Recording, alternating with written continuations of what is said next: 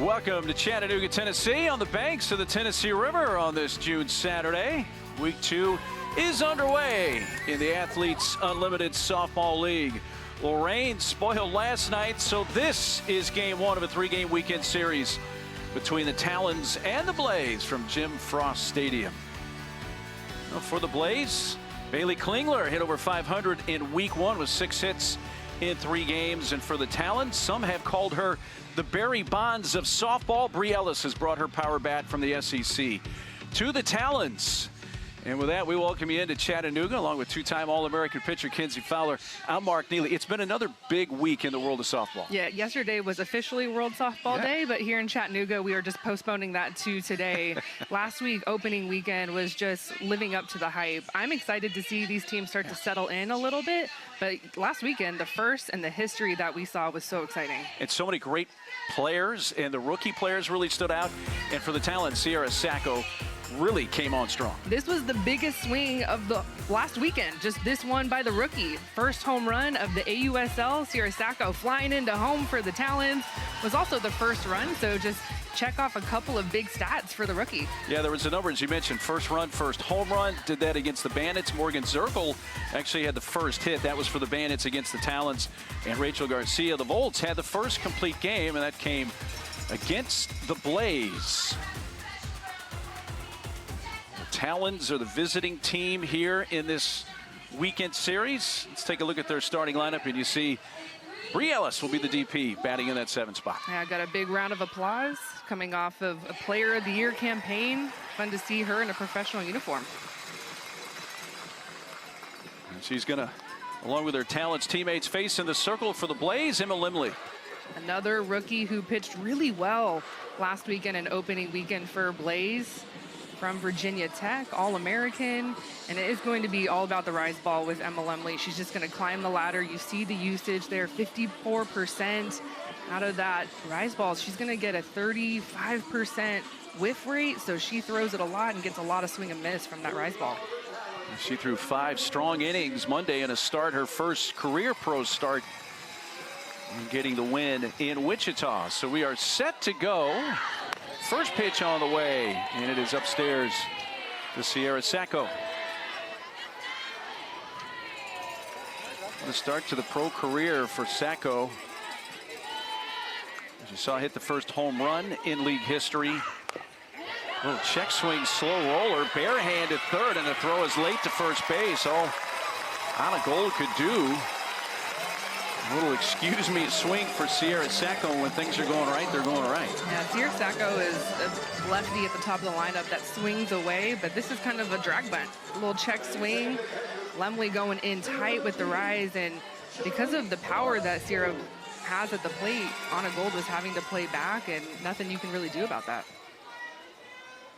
The leadoff batter reaches for Charlize Palacios.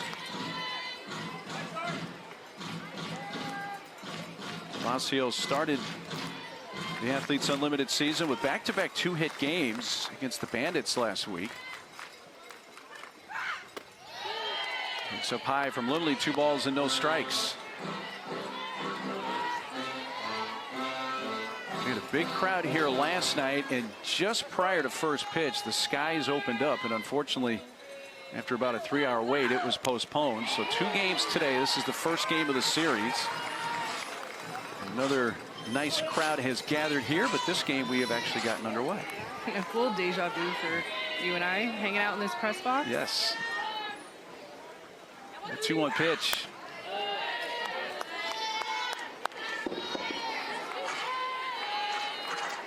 See, Limley can bring it up there. She's mid-60s with that last rise ball. As Palacios off to a good start, 4 for 10 on the season.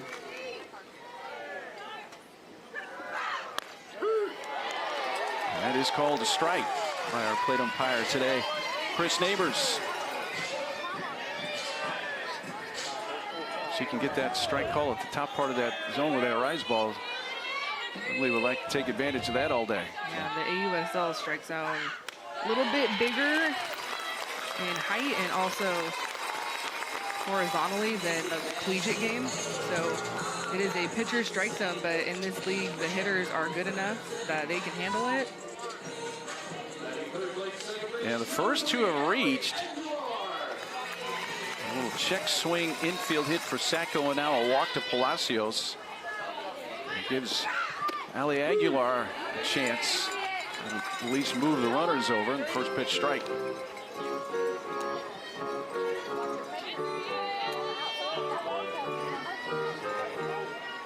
Ali hit a home run in game 2 of their series against the Bandits in Illinois last week. Swinging away and fouls it back. Really fun to see Ali back in a professional uniform. Took all of last year off just to kind of take some time for life, but longtime pro, plays with Team USA. And man, she is a talented player that you want to have in your lineup. Brings a lot of different things to the game. Obviously sitting in the 3-hole, also a great defender. And won a silver medal with the U.S. team in the 2020 Tokyo Olympics. 4-year career at Washington. Still holds some school records for the Huskies, including runs scored there, 239 in her time playing in Seattle.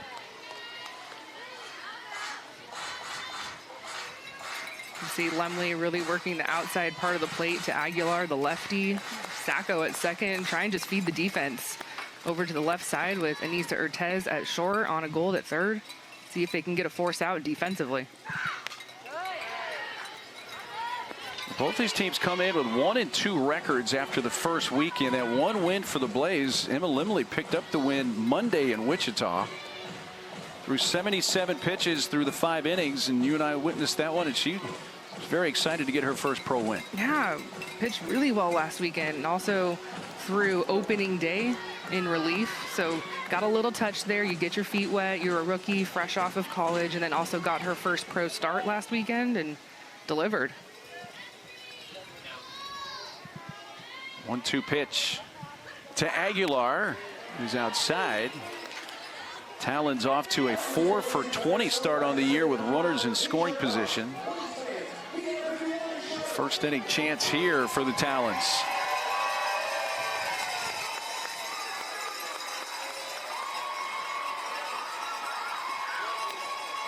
Check swing by Aguilar. That's a foul ball. It rolls up third base line.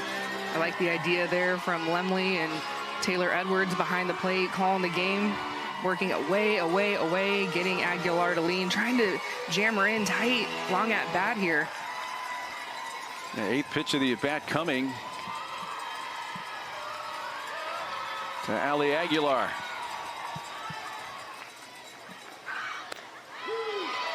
And that is strike 3 call.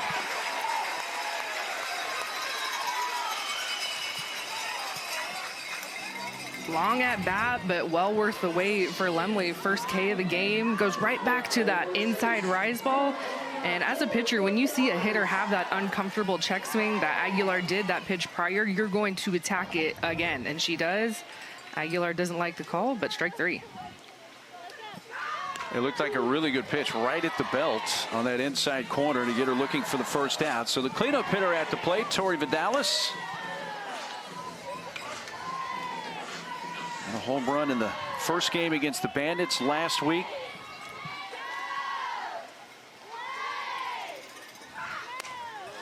Check swing ball inside.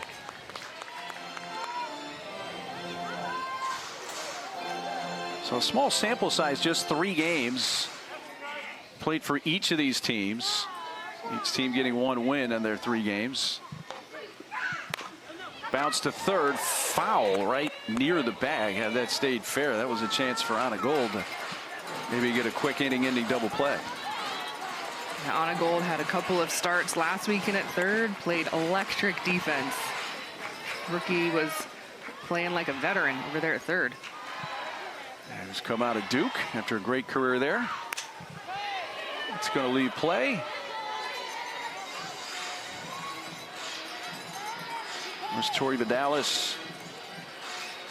Appears on ESPN all the time, one of the analysts and studio commentators all through the college softball season.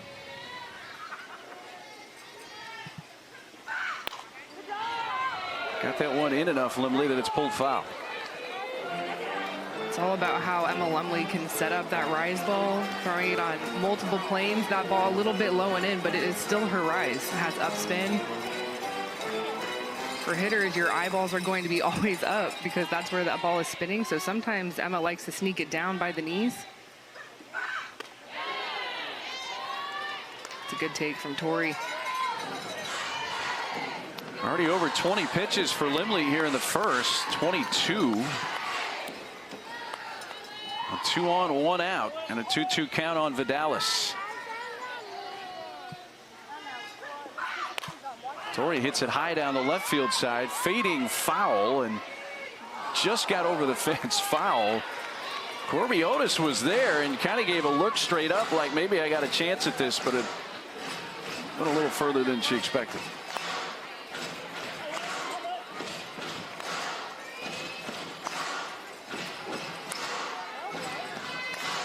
And now the wind kind of blowing from left center towards right center field across the field.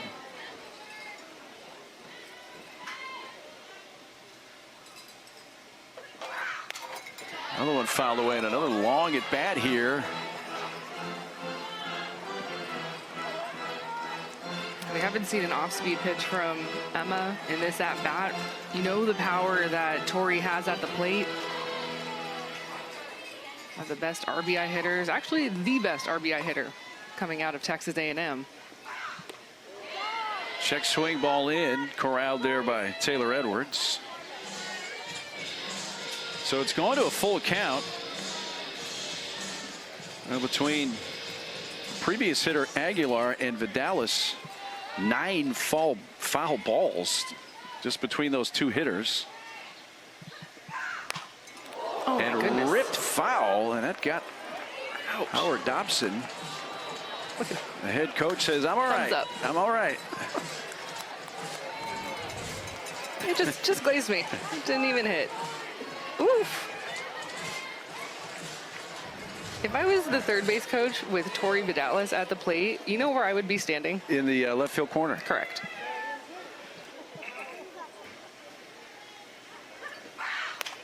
Another foul ball off the bat of Vidalis.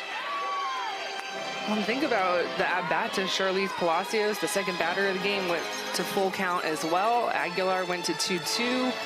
And now here another full count. 12 pitches in this at-bat.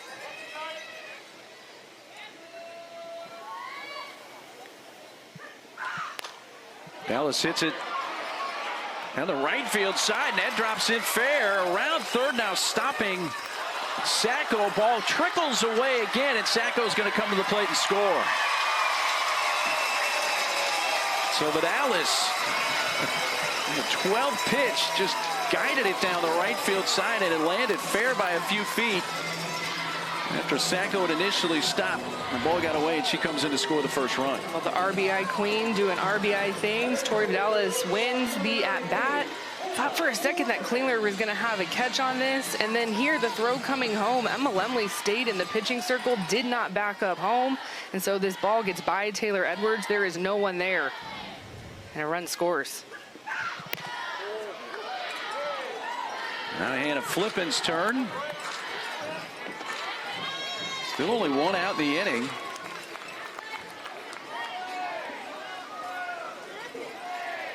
And this will be the 30th pitch of the first inning from Emma Limley, and that's hit deep towards left field. Otis back, and it's over her head and gone.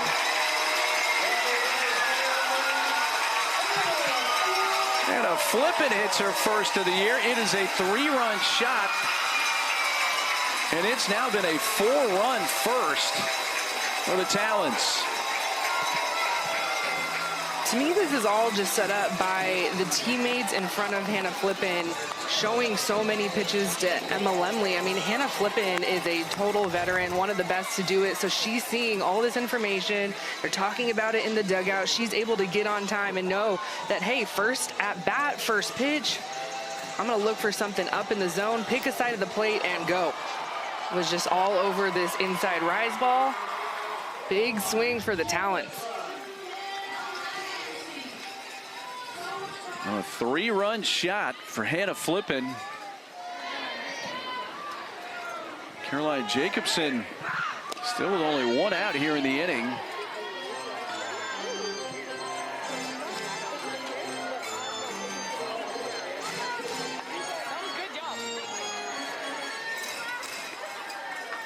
Jacobson, 3 hits so far on the season.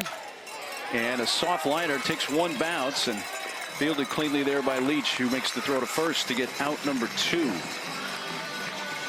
Aubrey Leach played at Tennessee, back in the Volunteer State. Now it's going to give Bree Ellis a first inning chance. With the bases empty and 2 outs. And that hitter, she just calmly trots to first.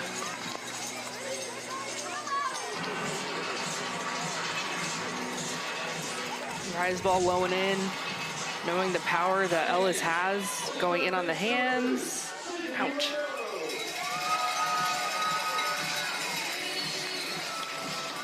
On top of the knee? No, thank you. Bree Ellis just acted like that was nothing. Just, okay, I'll take my base. Aguilar's laughing at her. So they're going to run forward with Jaden Lalchin.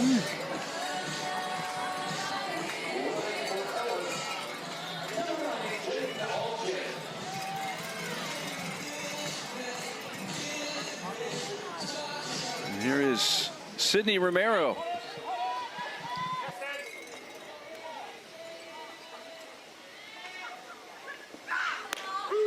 The sun is actually peaked out. You like that? Yeah, don't get used to that, unfortunately. We'll take it while we have it. We haven't seen much of that here over the last few days. Jim Frost Stadium in Chattanooga. There goes Alchin. Throw down to second base won't be in time. And Alchin off the bench running for Ellis. Has a stolen base. And that's the first stolen base of the season for the Talons team. So the first in their team's history. They did not even attempt a stolen base in the first 3 games they played up in Rosemount, Illinois against the Bandits.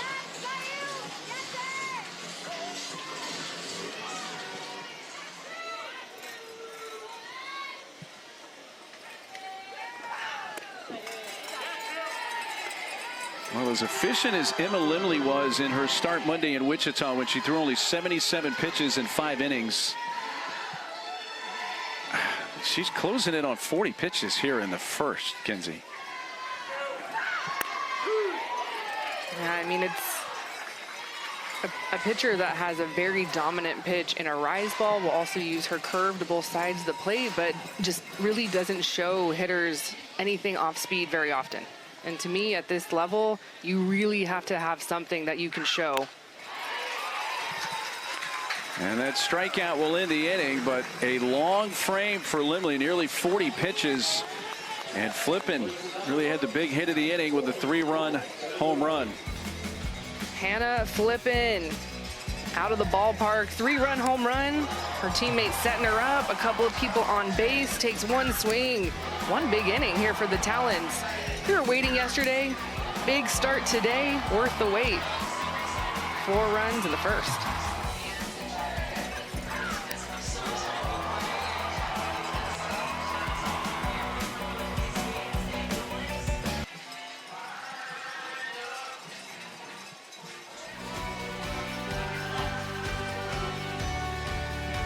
Well, the Talons scored a total of 7 runs in 3 games up in Rosemont. They score 4 in the top of the first here today. As we go to the bottom half, it's going to bring up the Blaze.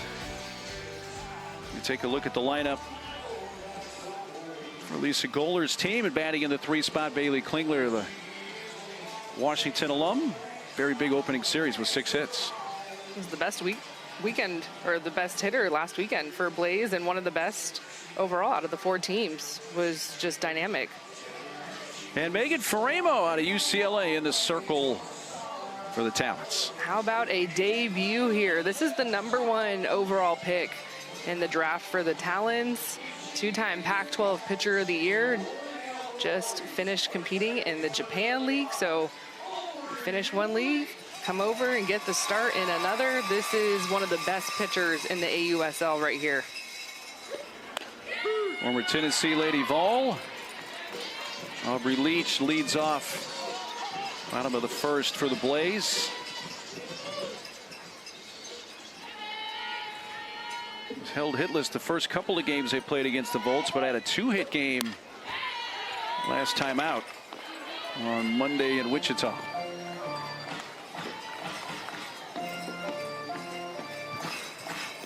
From the Houston area, the Woodlands, Texas, but again played all 4 seasons at Tennessee. In fact, received her law degree from Tennessee a little over a year ago. And I believe you said there was a Karen Weekly sighting here yesterday, the head coach of the Tennessee Lady Vols. That's not Karen, but you get the idea. Yeah, home state. They are Vols fans. Yeah. They love their Lady Vols.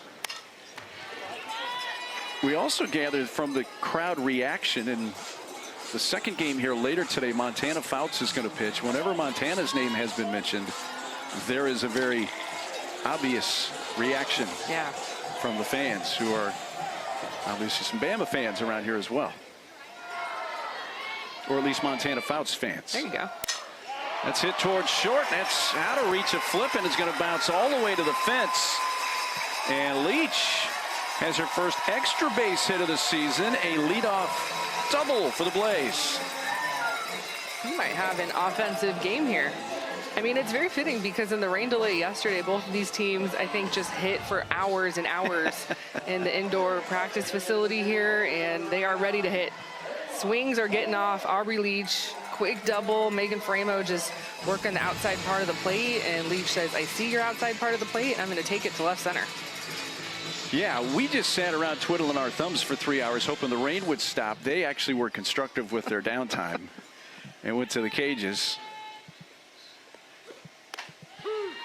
Ramo pours in a strike. It is worth mentioning who the catcher is because there's her connection at UCLA with Palacios. So you got a Bruins battery, so to speak.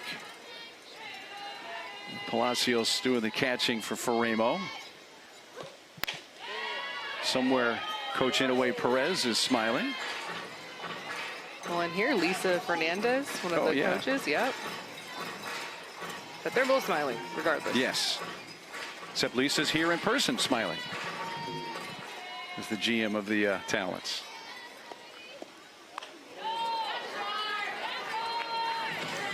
Nice pick there from Shar. Yes. A little off-speed pitch, getting away, and I think it's so important for a league like this where you have brand new teams and you're trying to get that camaraderie to have the foundation between Palacios and Framo going back to college, going back to UCLA. It's one of those things where when you put in so many years at the collegiate level and you just get better every single year, you almost start to share a brain. This is what I'm thinking. Yep, me too. Let's go. I like that analogy. 3-1 pitch coming from Framo. We saw Kayla Kowalik on Monday in Wichita, and she had 2 really freak plays happen within a couple of pitches of each other when she tried to bunt and actually went off her finger or her hand. And then an awkward bunt attempt where she wound up kind of contorted and somehow was able to come back into the game later. Yeah, I was really worried. Thought it was going to be a broken hand situation.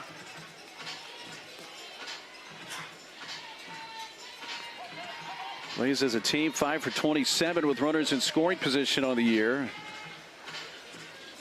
They try to get right back in the game after 4 runs scored in the top half by the Talons.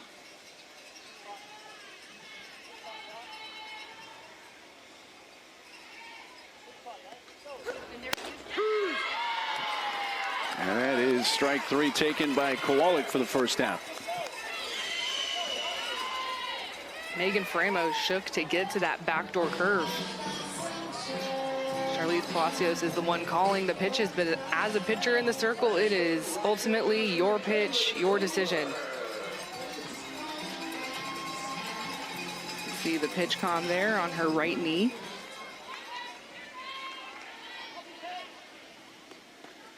Bailey Klingler hits that off Faremo into center around third. Leach coming home, and she'll score without a throw. So Klingler picks up her first RBI as a pro, but her 7th hit, which leads the squad, and it's a 4-1 game. Every single and hit that I have seen from Klingler so far in the AUSL has been up the middle. I don't know how she does it. Just right back up the middle every single time. Aubrey Leach scoring before there's even a throw drawn. Ton of speed from second. First pitch strike to Danielle Gibson Horton.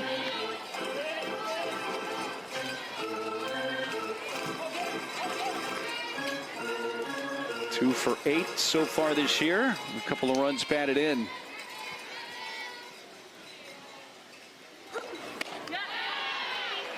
Remo got her out in front, 0-2. Well, this is huge for Blaze and huge for Emma Lemley to show, like, hey, yes, there was a 4-spot given up on the other side. Talons striking first offensively, but punching back right away.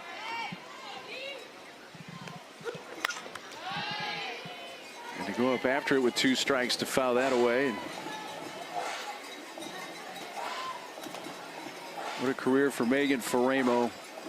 Was a 5-year letter winner at UCLA thanks to the COVID year. 2019 through 2023, had over 100 career wins, 1,000 strikeouts, 2-time Pac-12 Pitcher of the Year.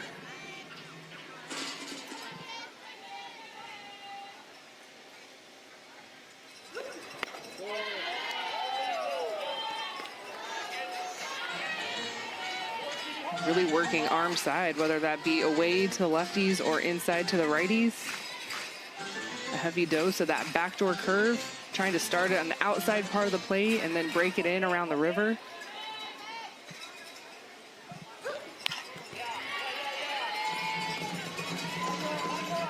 .69 miles per hour clocked on that one that Horton, Danielle Gibson Horton had to go down after.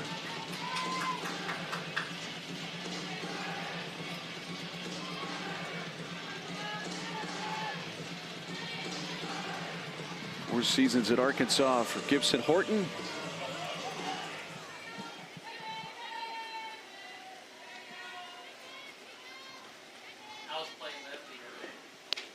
Off speed, she laid off and takes it low. Ooh. It's close. First off speed that we've seen thrown for a strike here in the first.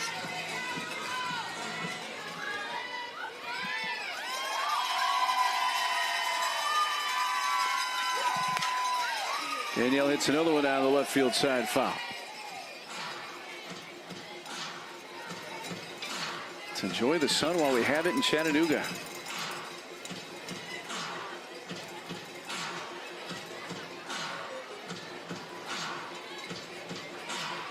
Eighth pitch of the at-bat coming up.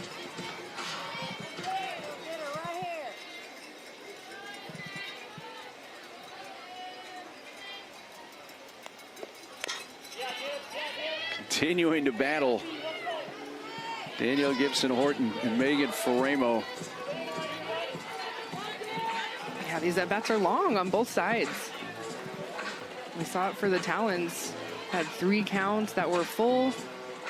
The big swing from Hannah Flippin was on the second pitch of that bat, so she said, I'm not having any of that, but there's been a lot of pitches thrown in this first on both sides. Wow. Got in her kitchen there, but still made some contact on that 70-mile-per-hour pitch in on the hands. Yeah, to me, it's just a credit of how good these hitters are and how they have the ability to hit balls outside the zone.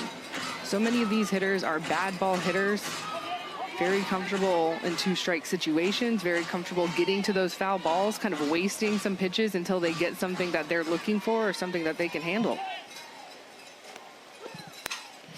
And hits it down the right field side. Foul is the call. Wow, that was very close to that foul line. John Schaefer, the base umpire there, had a great look at it.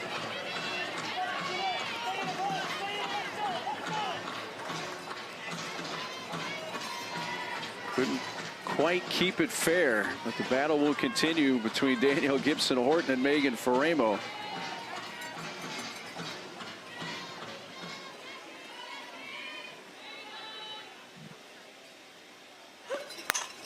And hits that hard towards center, but drifting to her left. Hayward makes the catch. Victoria's throw back in.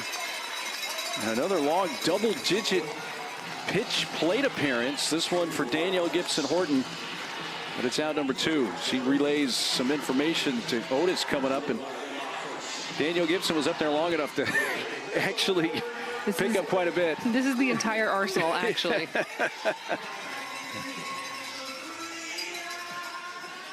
So with Klingler at first and 2 outs, Corby Otis, another one of the rookie pros, just out of Florida. Played at Louisville her first couple seasons, was first team All ACC and then a first team All SEC while in Gainesville.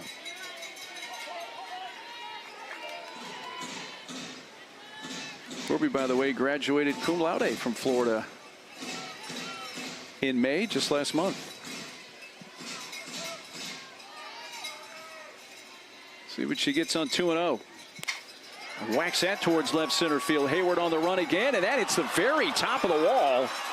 Klingler will be stopped at third base, and Otis missed her first home run, pro home run by inches. Oh, man.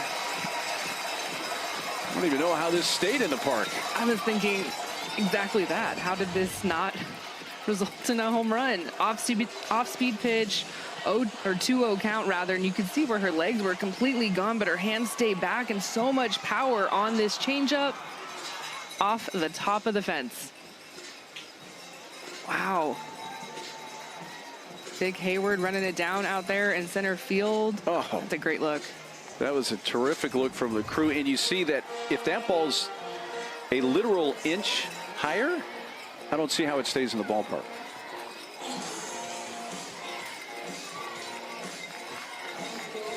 I love this response, though, offensively here in the home half of the first from Blaze.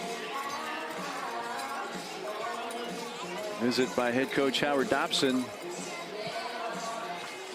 Well, it's been the hitters that are making the early statement in this game. But if you're Megan Faremo and the Talons, you're still thinking, hey, we can get out of this with just one run. They'll face a veteran, catcher Taylor Edwards, up for the Blaze.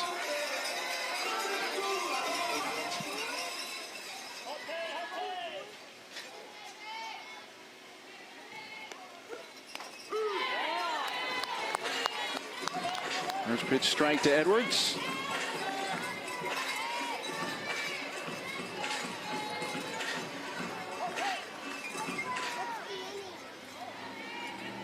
Three for 10 start on the season for Taylor.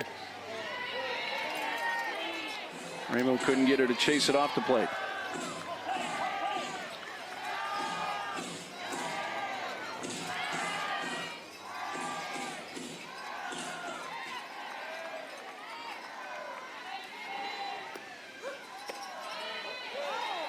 Once again, just a little bit off that outside corner.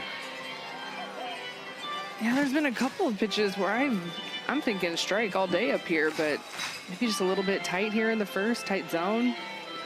One thing about Megan Faremo, though, is she will never show any emotion, any frustration in the circle. I love that about her, a true competitor. Well, now she's at 30 pitches on the inning. 3 balls and a strike. We saw Emma Limley start to push 40 pitches in the top of the frame. So here we are, bottom of the first. We've seen nearly a combined 70 pitches for the two sides. And a lot of that so far today. A lot of foul balls on pitcher pitches. Limley along top of the first, but her offense has come back to support her a bit, but a couple more in scoring position here with 2 outs. Sometimes the toughest inning is that first inning. To settle into the strike zone, kind of calm your adrenaline a little bit, see what the offense is giving you. Edwards Fouls off another.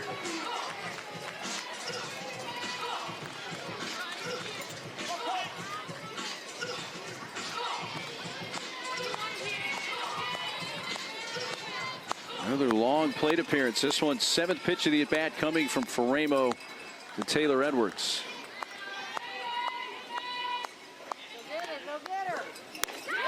Off speed, swing and a miss, and a strikeout ends the inning.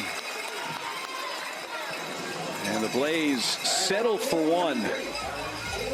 So Faremo, a bunch of pitches, but at the end of an inning from Chattanooga, 4-1 Talons.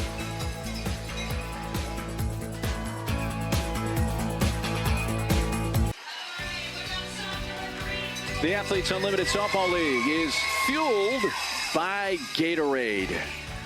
Well, yesterday was World Softball Day. Some of the AUSL's brightest were out actually the day before World Softball Day here in Chattanooga on Thursday. The Talons and the Blaze players joined the fun at the minor league baseball game here in Chattanooga. The Biloxi Shockers were taking on the Chattanooga Lookouts. Lookouts won 5-4. You had Aubrey Leach, Kaylee Harding, Tori Vidalis, Hannah Flippin out there inspiring the next generation.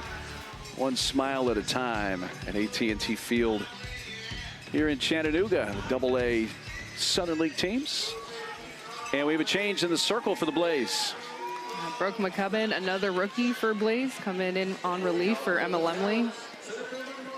Phenomenal season at Clemson this year. Pitched the Tigers all the way to a super regional.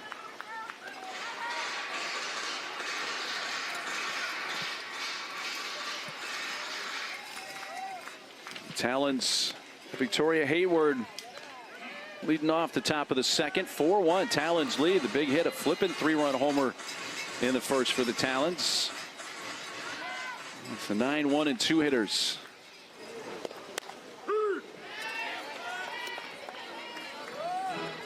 Change in the circle to McCubbin. 1 inning. The starter Limley. And of course, per rules, can re-enter if they so choose. Yeah, this pro league is, you're going to take your lumps at times, no question about it. Hayward walks. And the leadoff batter on once again. That's first 2 innings. Talons put the leadoff batter on base. Oh, I saw head coach Elisa Goller really use this staff approach on opening day when the Blaze played the Volts. It was a lot of pitches and a lot of pitchers.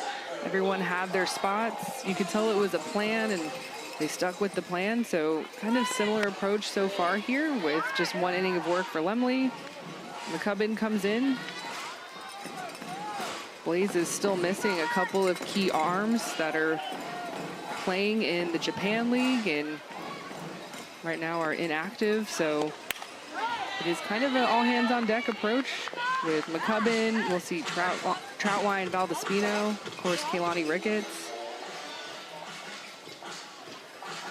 Sarah Sacco off to a great start, has a single and a run scored in this game already and got her Topps trading card.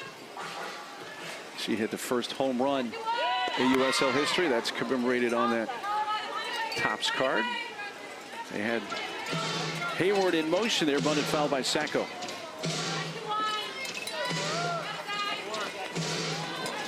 Fun matchup here with the speed of Hayward at first and Sacco, the lefty, who is just such a good ball hitter, has the ability to get to so many different balls. Like that right there. Doesn't have to do too much. Dropped it fair by a foot or two.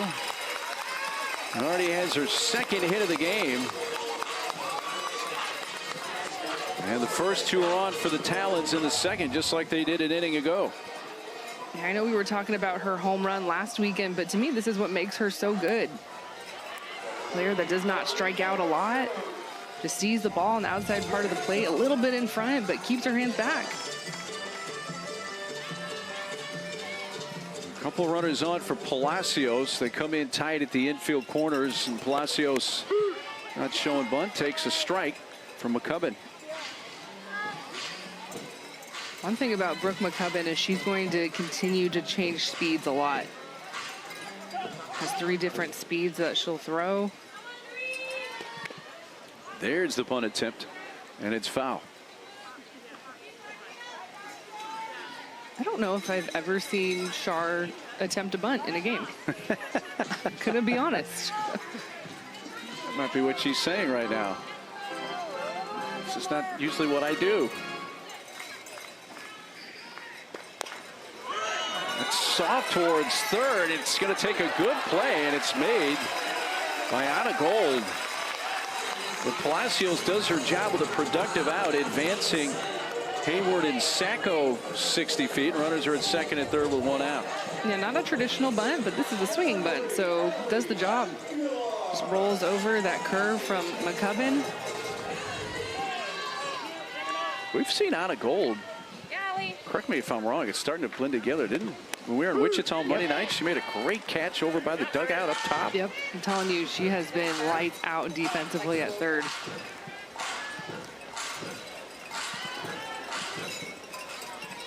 Gold in front of the base at third. Ball to Ali Aguilar. Called out on strikes her first time up. That was against the starter Limley.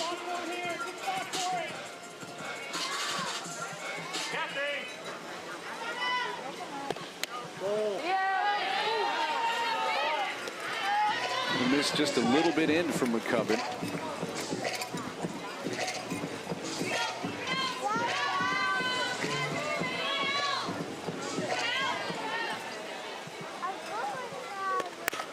Slow tap. Runners coming for the plate. The play's at first.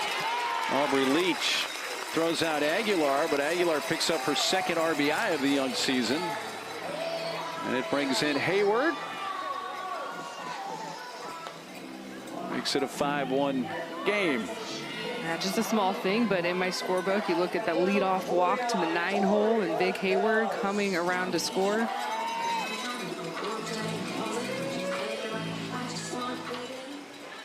Gives the cleanup hitter a shot here, Tori Vidalis.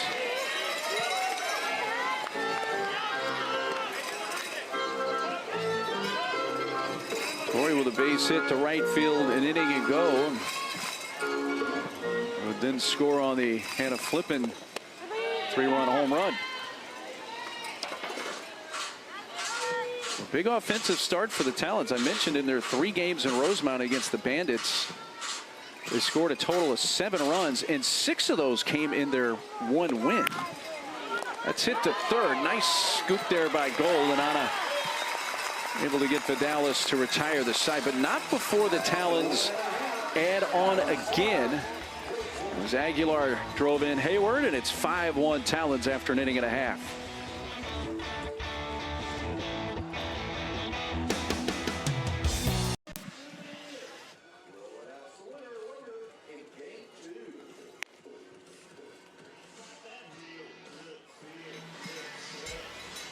Well, our next WNBA game is this afternoon on ABC, ESPN Plus, and ESPN Deportes. Brianna Stewart leading the undefeated Liberty against the Fever, who do hope to have Caitlin Clark back for this one. Coverage begins at 3 o'clock Eastern time. Caitlin, who's been out the last 5 games with a quad strain, but again, expected to return, according to head coach Stephanie White.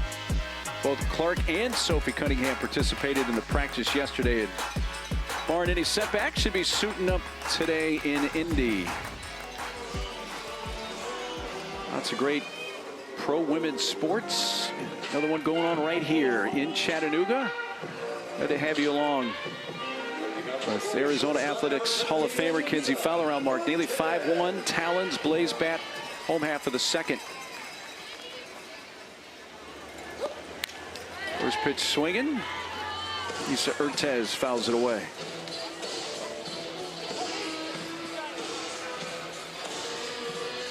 7, 8, and 9 for the Blaze in the second after a 33-pitch first for Megan Faremo.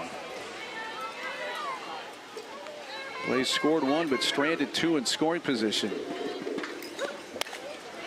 Out of play.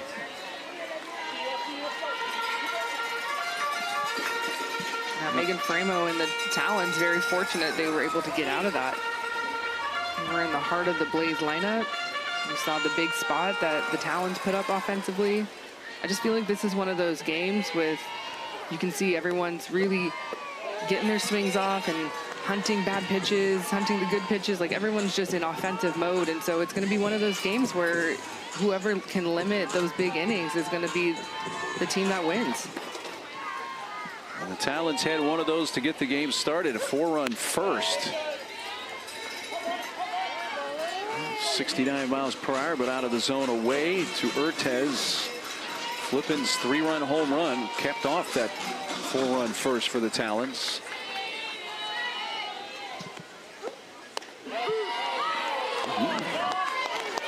That is strike 3 call on that low outside corner. Strikeout number 3 for Megan Faremo.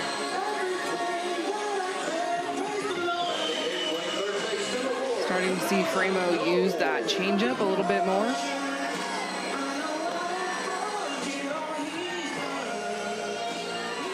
Brings up the third baseman, Anna Gold.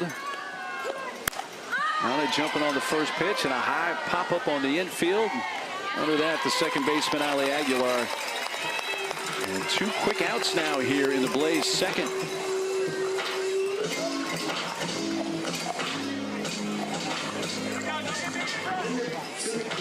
The base is empty, 2 down. I'm not sure what a 3-up, 3-down inning looks like in this game. We haven't come close to one of those yet. They were talking about the big innings and then 2 quick outs. Sure, absolutely. Got the speed of Leah Andrews at the plate. That draws attention from all the infielders, including the corner infielders, Romero and Vidalis. Infield isn't tight. Just 5 at-bats on the season for Leah.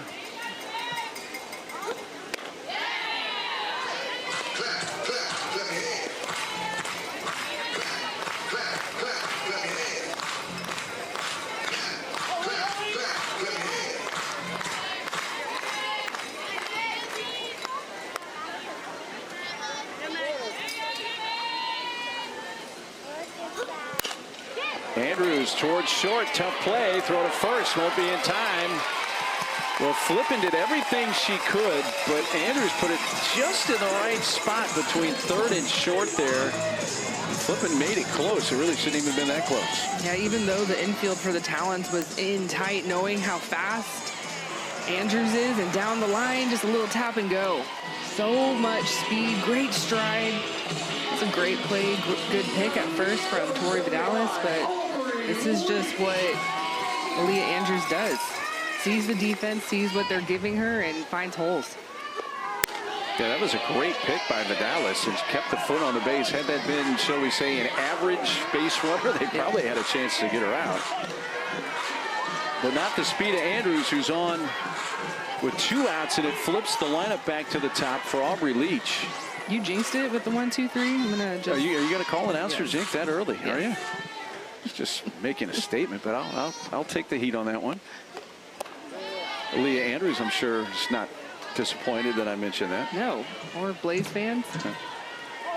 Trying to get a 2-out rally going. Leach doubled, leading off the Blaze first inning.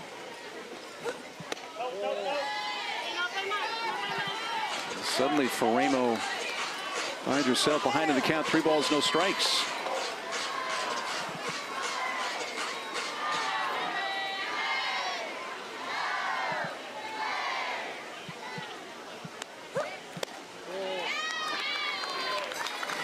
That is a 4-pitch walk. First walk handed out by Faremo today.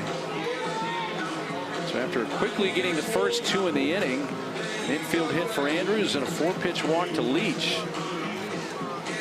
2 on, 2 outs. Just goes to show how important that 9 spot can be in lineups. Talked about Victoria Hayward last inning, getting that leadoff walk. She comes around to score, and then here with 2 outs, Aaliyah Andrews getting a little momentum with 2 outs. A little rally here.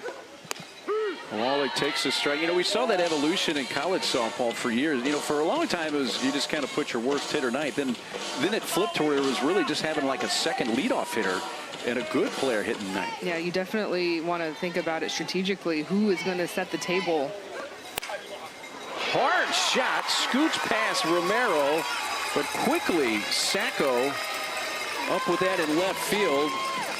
And will keep the lead runner, Andrews, with her speed from scoring. If that gets by in any way, or Sacco has any kind of trouble, that would have scored Andrews. And the three lefties in the lineup, from Andrews to Leach to Kayla Kowalik here. That's tough for Megan Framo. Especially if you're not having success, you're going to get a almost carbon copy type of hitter. One after another, passing the bat. And now passing the bat to the hitter who is the most dangerous hitter, in my opinion, in this lineup in terms of getting it done. The big average, hitting balls where they need to be hit. It has been all about Bailey Klingler. Makes the first pitch strike. She's the tying run at the plate, potential tying run. And a base hit up the middle, driving in Leach with the lone Blaze run so far today.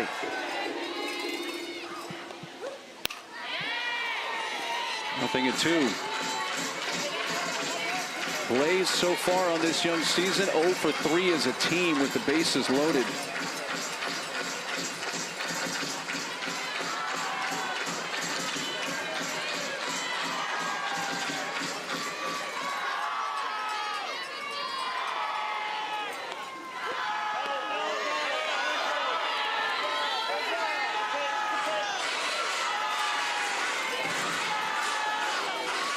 Over 50 pitches here for Framo. 2 outs in the bottom of the second.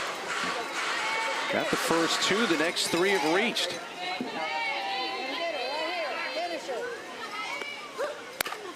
Back to the circle. Got an out at any base. Framo will take it at first.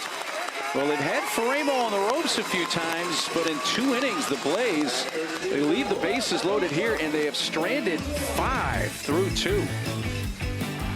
Flippins, home run, her first time up. And she leads off when we come back to Chattanooga.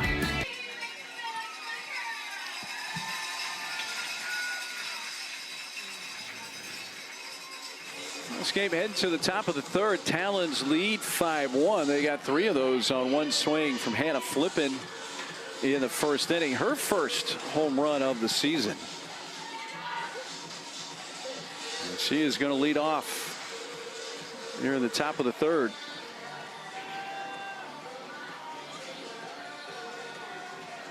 Couple of veterans right there with Hannah Flippin. Chatted up with Taylor Edwards. Longtime teammates with Team USA. They're still getting it done.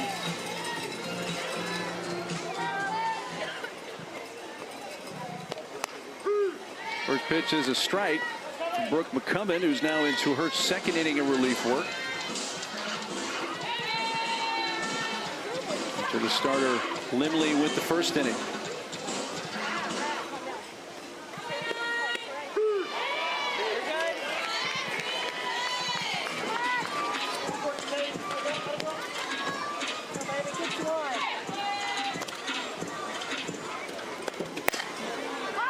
Towards second base, and the flip there in time. Aubrey Leach gets Flippin for out number 1. Just think about how different the 2 pitchers are between Emma Lemley, the starter, and Brooke McCubbin here, mid-reliever. And Lemley all up in the zone with the rise, high 60s. Brooke McCubbin is down in the zone with a lot of changeups. So if you're going to use those 2, you want to pair them together. Complete opposites. Yeah, it's certainly something you see in the college game and at the pro level. A lot of times, Kinsey, you're thinking, okay, who's my starter? But then you have to think right away, okay, when they are lifted, who do we come in with? Yeah. A lot of it is about what you're seeing from the hitters. So you were seeing clearly that the Talons were dialed in against that rise ball for Emma Lemley. So looking down your roster, Coach Elisa Goller saying, okay, who is completely different? Who can we give a quick look that is going to be something that's going to mix up their timing? Because right now they were sitting up in the zone, so let's go down in the zone. Let's change speeds. And who does that on my staff the best? It's Brooke McCubbin. Lisa Goller's been the head coach at Western Illinois last 5 years. Besides her great playing career of her own at Georgia. Three-time All-American there. Kind of got in on her, and it's hit foul on the third base side. Caroline Jacobson grounded out to the right side her first time up.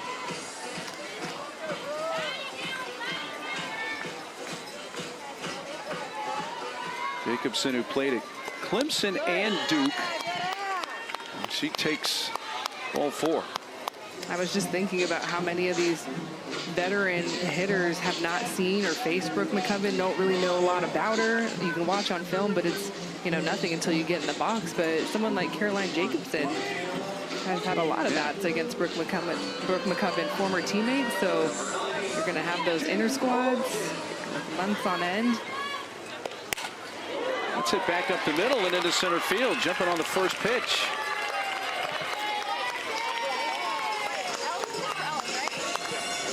Alchin,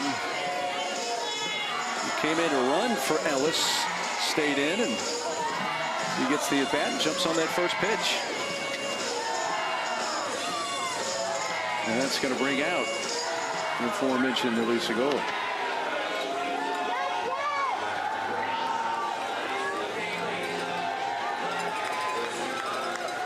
Looks like she's talking just straight to the rookie in the circle, Brooke McCubbin.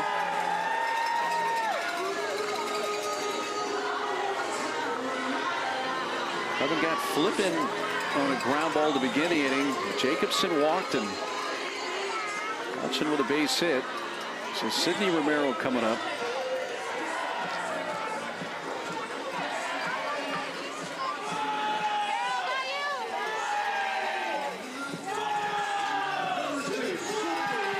Romero struck out against the starter Limley back in the first inning.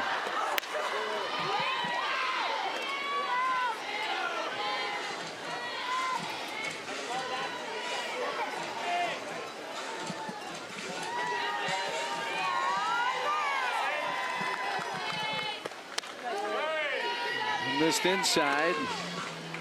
Coming behind in the count once again at 2 balls, no strikes. Yeah, first 2 pitches in this at bat, going arm side in tight, trying to feed the left side of her defense with the runner at second base.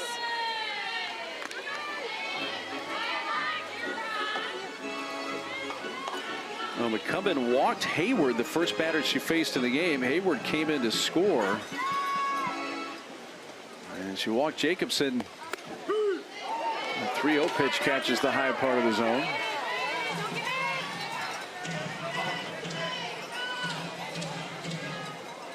This will be pitch number 30 for Brooke McCubbin in this relief outing. Well, missed low, ball 4, so 2 walks and an Alchin base hit have loaded the bases with 1 out for the Talons.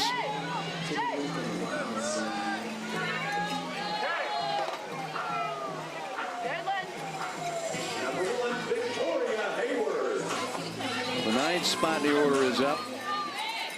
The center fielder Victoria Hayward, strike 1 at the knees.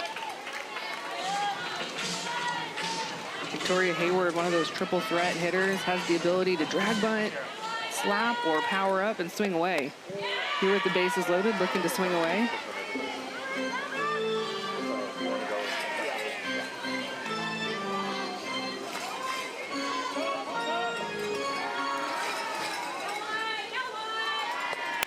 Off the end of the bat, diving stop in foul ground by Anna Gold. Even on foul balls, she looks good defensively out at third base. She's looking like a young Jessie Warren over there. Yeah, good analogy.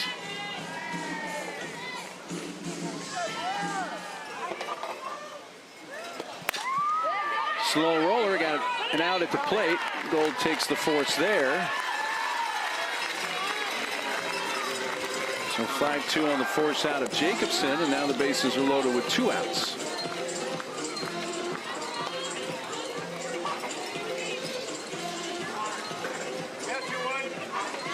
The lineup back to the top for the Talons. Dangerous spot here for the Blaze with 2 outs facing Sacco, who's 2 for 2 today. 5 hits now on the season and 11 at bats.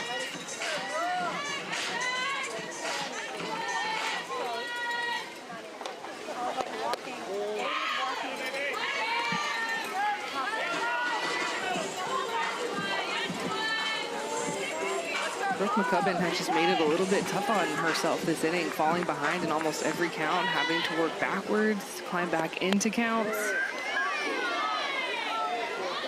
And then not getting the borderline pitches. Yeah, that's a strike.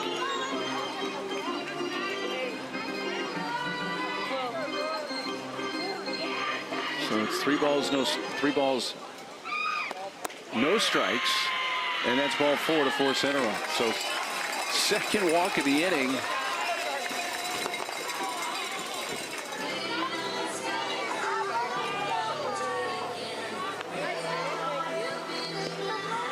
And a 6-1 Talons lead here now in the top of the third.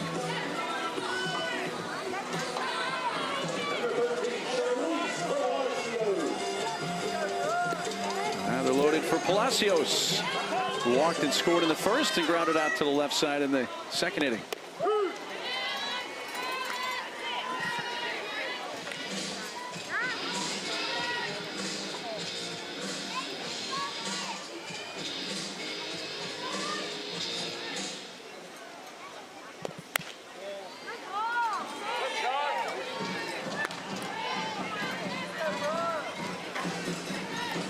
Pitches now from McCubbin, and a ball and a strike to Palacios.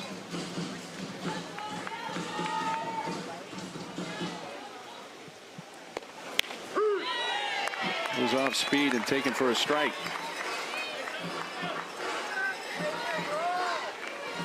She hasn't been missing with her off-speed pitches. It's been the hard stuff where she has been missing and has struggled to locate for strikes. Then goes back hard and gets the strikeout to retire the side.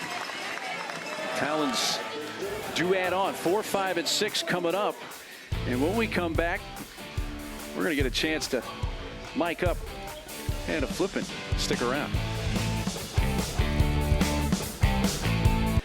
We got the shortstop of the Talons, Hannah Flippin, mic'd up. Hello, Hannah. Hello, Chattanooga.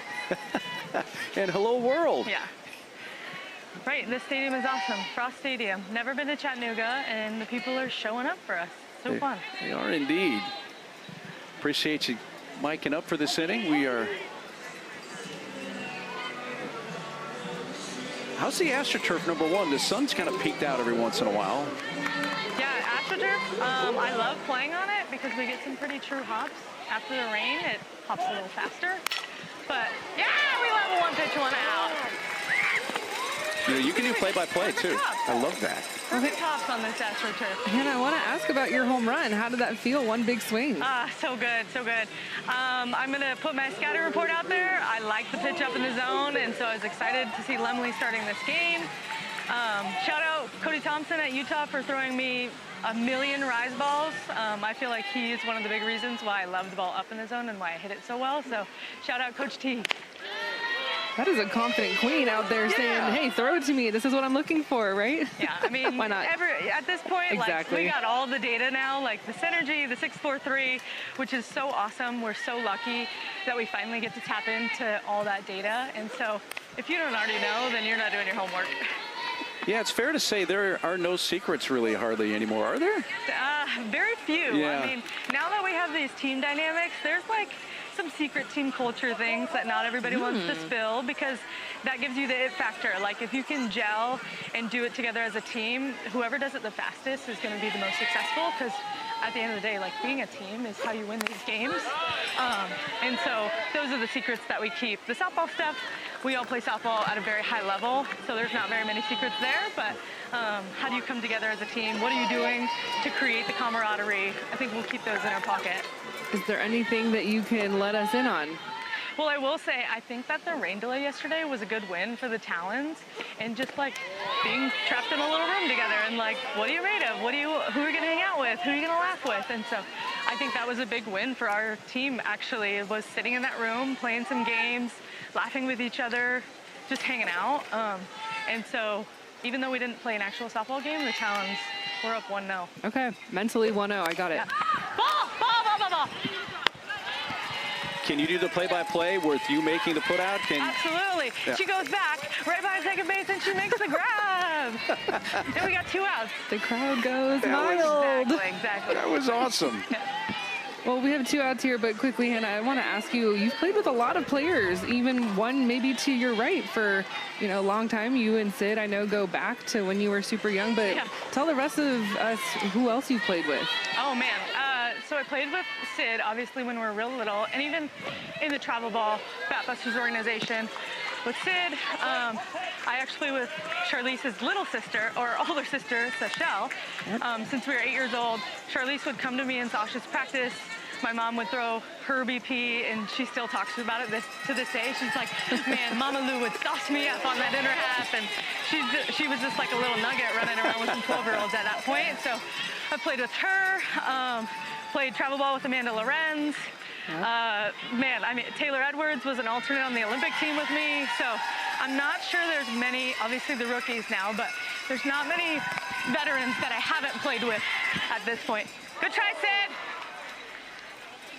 So yeah, I'm pretty lucky. I got a good feel for everybody, because that helps when you know somebody, you know how they tick. And I'm very fortunate to have played with a lot of these girls. Hey, you played at Utah, but you're from Bonita, California, Southern California, near San Diego. Can you tell me the reason you wear number 19? The reason I wear number 19 is because 19 is like our family number for Tony Gwynn of the San Diego Padres. Me and my family just admire the way he played the game so much. He's a consistent king. He hits for average. He gets on base a lot. I mean, his career batting average was .394. We all know that by heart, and so we admire him so much. We admire the Padres so much. We're huge Padre fans, and so 19 is a little homage to San Diego, to the Padres, to the Flippins. Yeah, it's really special. Tony will always be Mr. Padre. Nothing will ever change that. Mr. Padre, that's right. Well, you are the consistent queen, if he's the consistent king. That is my dream. That's my dream as a hitter, as a fielder, as a human on the softball field. I just strive to be so consistent and not ride the waves of the game and the highs and the lows. I think that's what makes players great. If you can stay steady through the lowest points in your career, I think the lows are a lot less low and they don't last as long. So that is a huge compliment. It's how I strive to be in all facets of the game and life, really. We got your counterpart at the plate now in Anissa Urtez. When you look at other shortstops, what do you see in Anissa? Anissa has one of the fastest and honestly one of the most unconventional transfers. Sometimes she'll field an in-between hop and there'll be one leg up in between her legs and then she'll get rid of it. And so super unconventional sometimes, but man, she's elite. She gets rid of it. She picks good hops. She can do it all. And I think all the little kids here watching should be watching everybody on the field, but if there's little shortstops out here, they should definitely watch Nice. She's fast, she's agile, and hate playing against her, but love playing with her. They should be watching both of you, actually. Yes. So. Hey, I can't speak too highly of myself. Nice, Meg! All right, here we go. Talons are going to run away with it right here. Thanks for everything. Thanks for the play-by-play call on your own putouts. Of course. Thanks, guys. Appreciate it. Hannah Flippin, 6-1 Talons leading here in Chattanooga.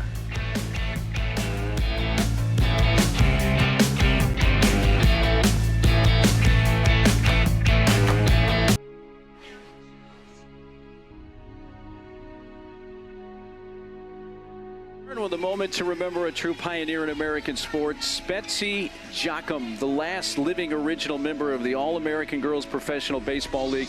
Yeah, that's the league that inspired the movie A League of Their Own. She passed away a few weeks ago at the age of 104 years old. She played for the South Bend Blue Sox, won a batting title, and stole 127 bases in 1944 alone. Had 7 stolen base games. By the way, she made $50 a week playing baseball in the late 40s, which, by the way, wasn't bad money at all in the 1940s. But we salute Betsy Jochum. By the way, you know what her nickname was? What? Betsy, I love this nickname, Betsy Sock'em Jochum. Yes. That's a nickname right there. That is a classic nickname. And we tip our hat to Betsy Jochum, the last living member of the All-American Girls Professional Baseball League, passed away recently. You see Aubrey Leach, whose grandmother played in the All-American Girls Professional Baseball League with Rockford. Yeah.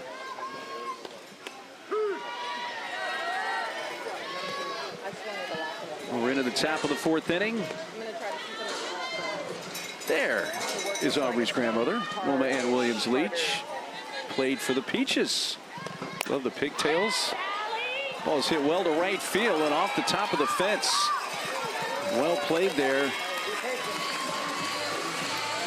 It's going to keep Aguilar to a long single thanks to Klingler's playing right.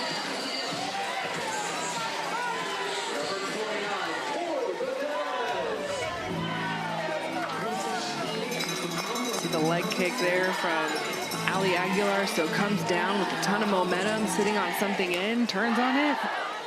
Thought it had a chance. Off the top of the wall. Missed it by a foot or two. We've had a couple of those that have been close to going out. The only one that has actually gone over the boards, Hannah Flippin. A 3-run shot in the first.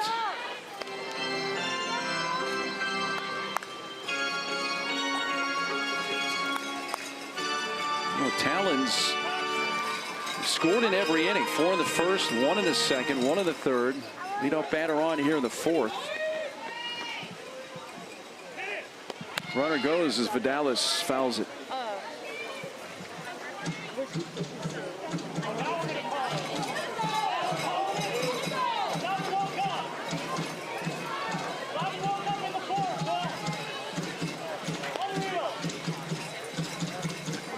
And they're waiting on deck, getting a little intel.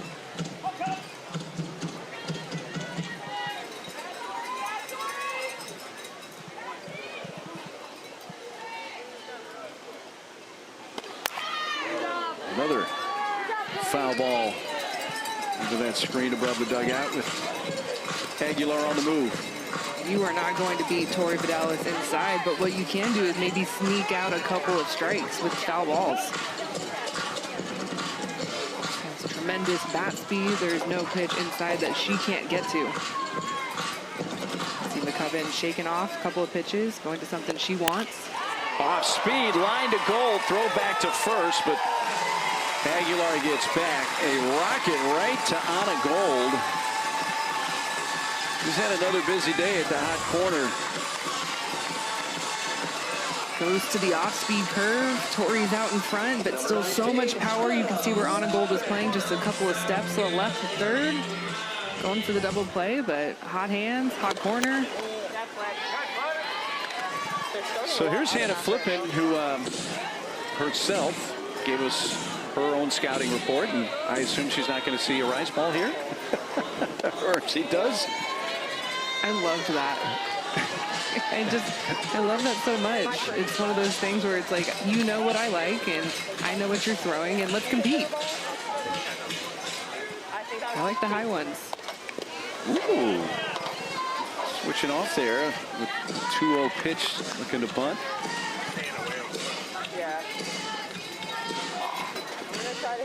She is an elite drag bunter from the right side. Both her and Anissa Urtez were so good at that at Utah. Coach Amy Ho giving her a shout out because she's one of the best to teach that righty drag bunt. Wings away and lines it into left field. Cut off on a bounce by Corby Otis. Lead runner Aguilar has to stop at second, and Hannah Flippin has her second hit of the game.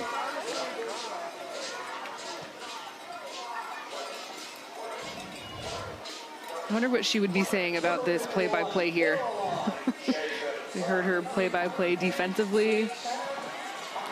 Sitting on something a little bit slow. Wow, that would be groundbreaking as well if she's actually calling the pitch. Here comes off speed. I swing and hit it into the left field.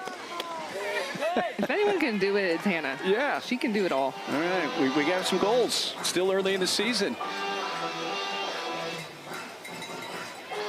First and second, one out for the Talons. Threatened to score again, and pitch number 60 in this relief appearance for Brooke McCubbin is inside.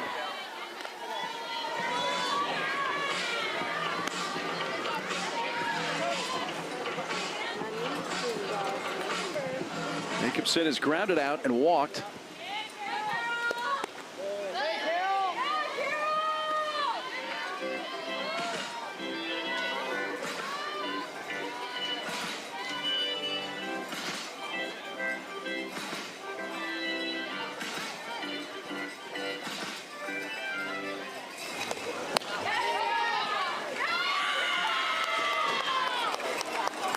It's ball 4, a second time that Jacobson has walked against McCubbin.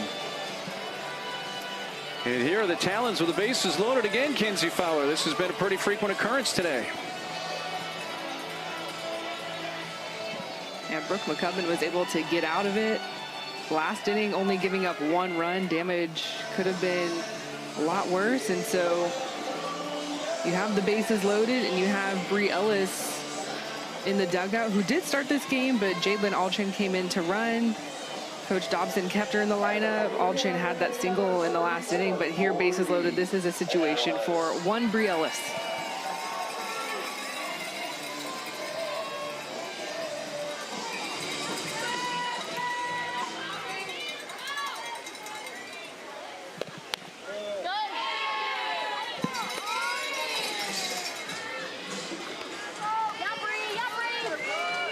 The always dangerous Bree Ellis was re-entered after being hit by a pitch in the first, gave way to Alchin. And you want Bree Ellis batting with the bases loaded if you're the Talons.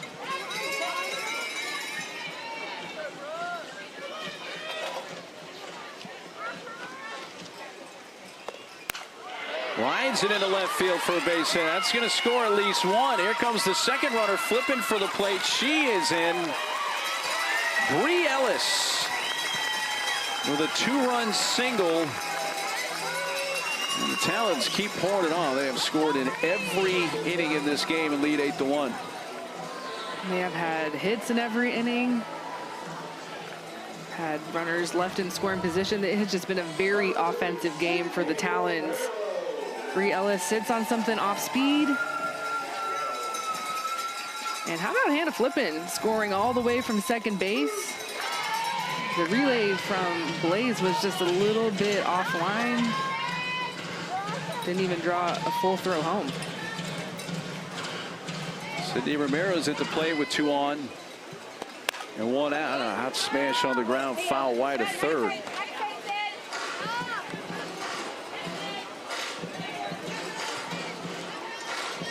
Walking a strikeout today for Sydney Romero. 2019 Big 12 Player of the Year at Oklahoma.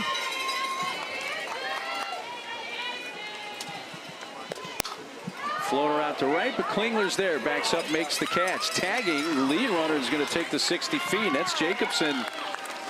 Read that well. Tags goes from second to third, and runners will be at the corners with 2 outs.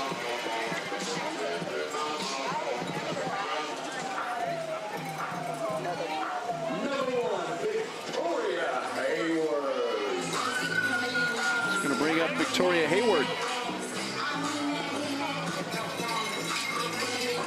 You see the Talons first 3 games, 7 runs. 6 of those came in their second game of the year when they won 6-3.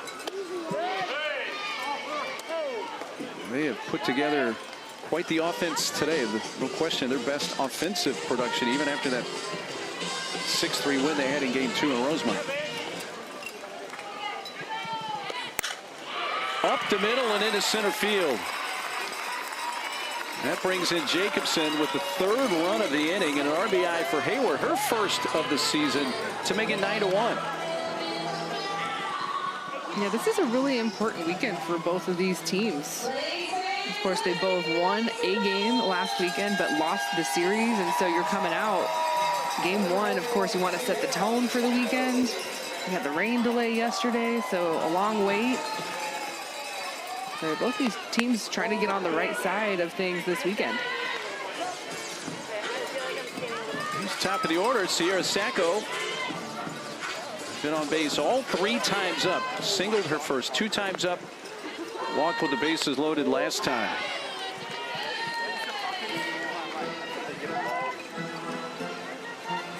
Now with an 8-run lead here in the top of the 4th.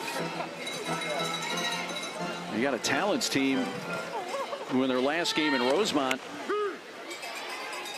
got run ruled 8-0 in 5 innings. They're trying to turn the tables here against the Blaze.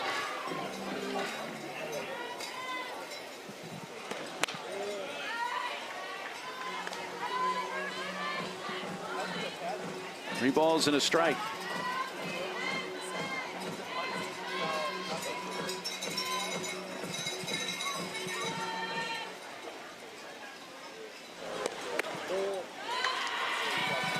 Takes 5 pitches and is on base for a 4th time. Boy, Sacco is really, I know it's only a handful of games here, Kenzie, but she's the ultimate leadoff hitter right now as much as she's getting on base. When you think about where she started on opening day for the Talons in the lineup, was slotted in the 9 spot. You hit the home run, you get a quick promotion to that leadoff spot, and she's keeping a job. Getting on base with another walk, which is now the 6th walk in Brooke McCubbin's relief appearance here. This is loaded with 2 outs for Palacios.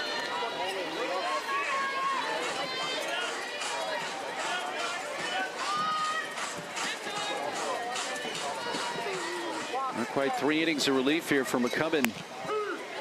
He pours in a strike and is ahead of Palacios 0-2. She struck out Palacios an inning ago.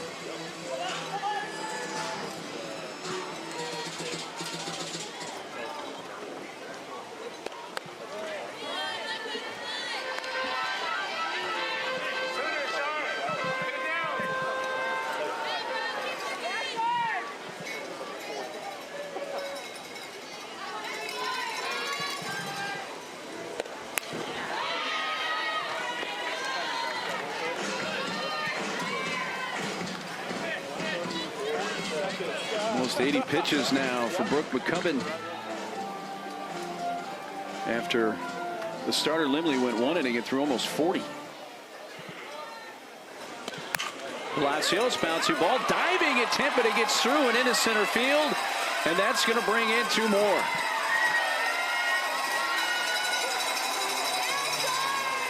Ellis and Hayward come in. Palacios gets her first 2 RBIs of the season. And the Talons have batted around here in the top of the 4th.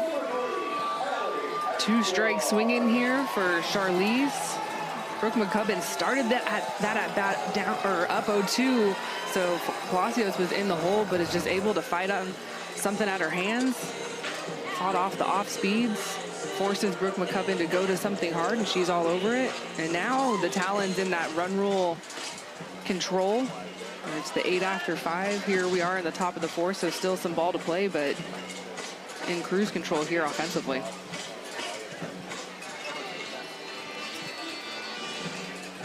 Well, 80 pitches from McCubbin, right about 50-50, a little slightly more strikes than balls of the 80.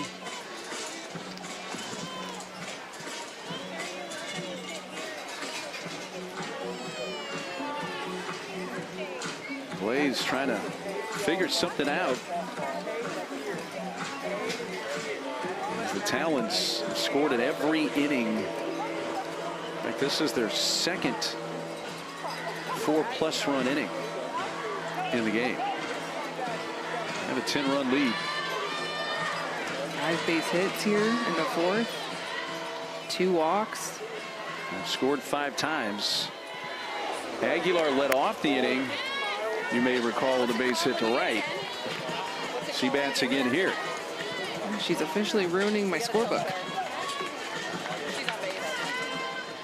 I'm sure Allie is happy to do that.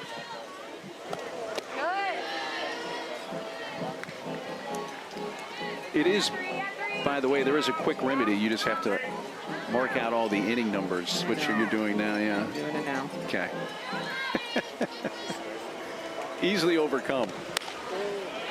Working through adversity here. Yeah. That's the adversity. We're doing all right. 3 balls, no strikes. 10-run lead here in Chattanooga for the Talons. They had added on 5 more runs in the top of the 4th inning.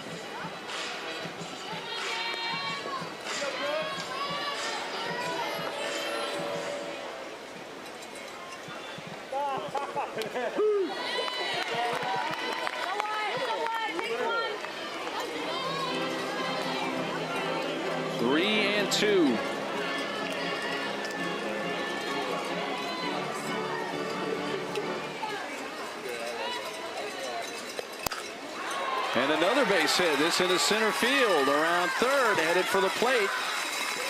And Sacco scores. Second hit of the inning for Allie Aguilar. And It has been a 6-run frame, 12-1 Talons. And the hits that we've seen from the Talons in this inning alone aren't the big power hits. It's not 2-run doubles or home runs. It's just a couple of singles here and there, spreading the field. Brooke McCubbin doesn't bring a ton of velocity. She's all about the spin, working the off speed. So you have to kind of take what she's giving you, and the Talons have done just that. And we'll see a pitching change here for Blaze. So the Blaze do indeed go to the bullpen. Hope, Troutwine, Valdespino going to come in, take over here in the circle for the Blaze.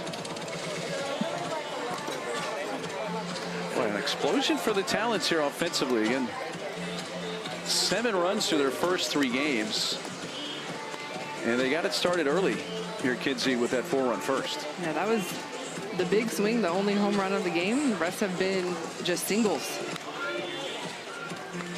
And a flip in with that 3-run shot in the first. What can we expect from Hope Troutwine, Valdespino? A little bit more velocity than what we were seeing from Brooke McCubbin. See a lot of rise ball, screwball combo. Saw her a couple of seasons ago pitching for Oklahoma.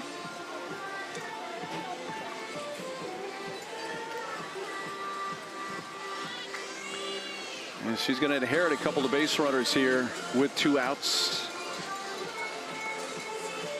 Tori Vidalis coming up for the Talons.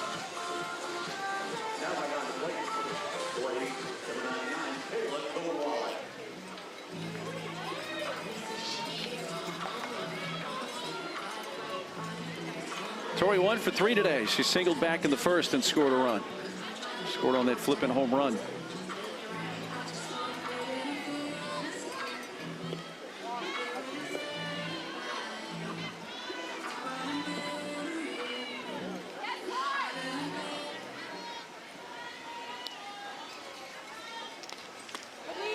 First one upstairs to Vidalis.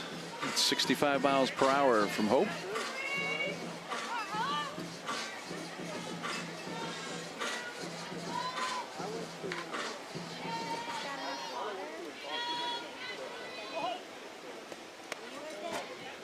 Troutwine, who pitched 4 seasons in North Texas before the 1 year at Oklahoma. What a year it was. She went 22-1 with a 0.77 ERA for the Sooners that year.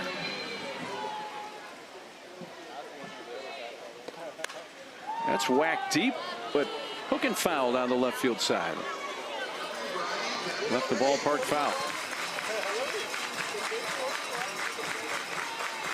Yeah, Troutwine, Valdespino really wanted to get that outside corner for a strike against Tori Vidalis, who has so much power on the inner half. Doesn't get it, so kind of forces her to go inside.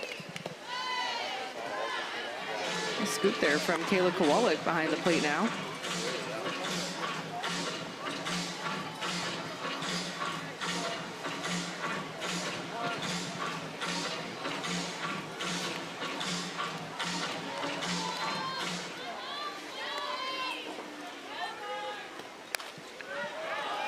That'll get out of play as well.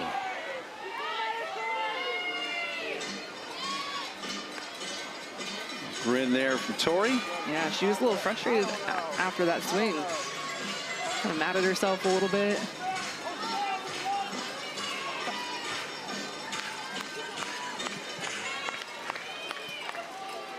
Three-two pitch. Just fouled it off. Good pitch there from Hope Troutwine Valdespino. And now it's going to get to see another delivery.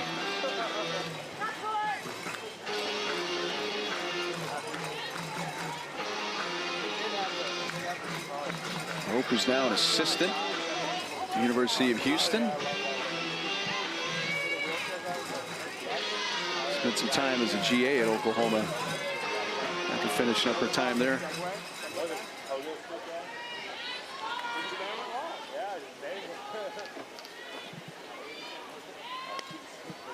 Another 3-2 pitch. About the same thing. Tori's just fouling him off to see another. Well, smile there from Hope Troutwine. I would love to see an off-speed pitch here from Troutwine Valdespino. We haven't seen it in this at-bat. It's been a lot of curve, screw, a couple of rise balls.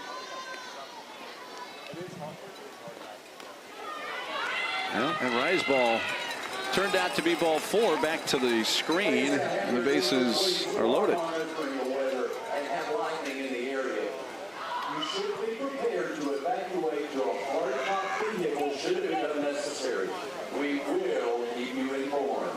Okay, if you happen to hear that PA announcement, we do have storms adjacent to Chattanooga right now, not threatening us at the moment, but maybe with lightning, and PA just giving the crowd here at Frost Stadium a little heads up like, hey, there's lightning that could be getting this way, and if that happens, they'll need to find cover. Yeah, we had a lengthy delay yesterday, and so much of the crowd that was here yesterday was determined to get that game in last night. They were waiting it out, even though it's pouring rain. They were troopers. Man, they waited close to 3 hours. Yes. It's disappointing not to be able to play last night for sure. Just weather would not allow it. Yeah, World Softball Day. I know. Would have been too perfect. Yeah, weather was just not going to let us be great.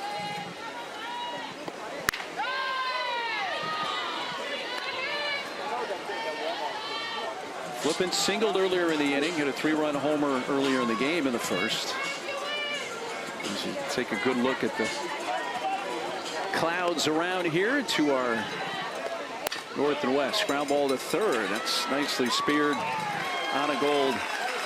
5, make it 6 score in that 4th inning. Well, today we remember Betsy Jochum, the last of the original All-American Girl Professional Baseball League Trailblazers. Trailblazer indeed, and all the torchbearers here in Chattanooga and Sulphur this weekend salute you, Betsy.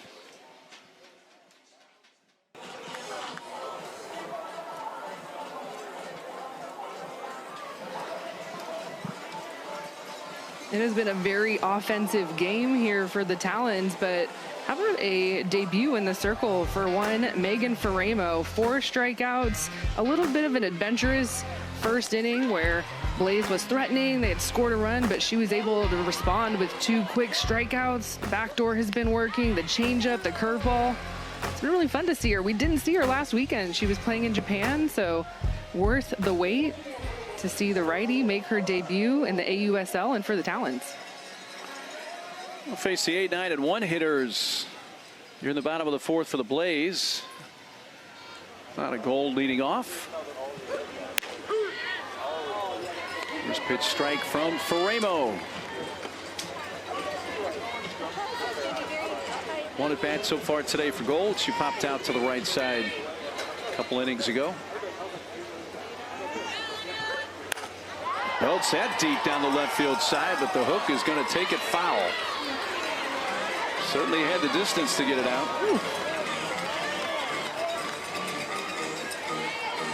Made a bid for her first professional home run. As you see the skies to our west. Lightning right now at 11 miles away, which gets to 8. We have to halt play. And there's a base hit for Gold. 4th hit of the season for Anna, her first of this game, and she leads off the 4th inning with a hit for the Blaze. Wow, I'm really liking what I'm seeing from the rookie. Had the big foul ball, and I guess not very often do we see the next pitch you follow it up with another hit, another base hit. Saw the changeup, kind of knew it was coming. You could see that she was ready for it. But she has been impressive so far here 2 weeks into AUSL.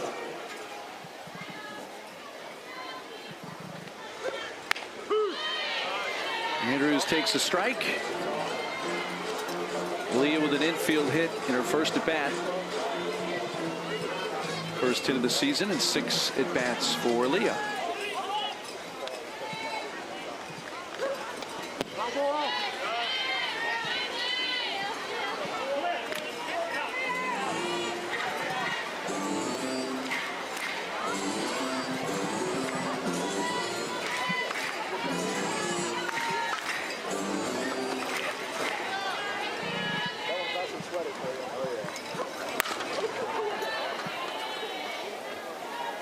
Still no balls, 2 strikes. You know, Air Aaliyah, for all those diving catches, her time at LSU were frequent and fun to watch. I'm sure we're going to see some of those in the not too distant future here in the AUSL.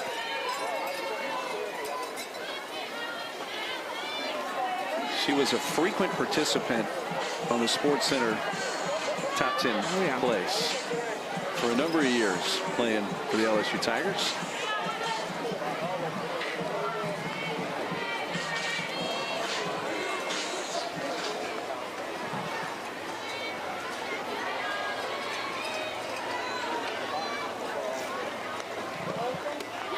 Check swing, they appeal. No swings, says Chris Neighbors down at third.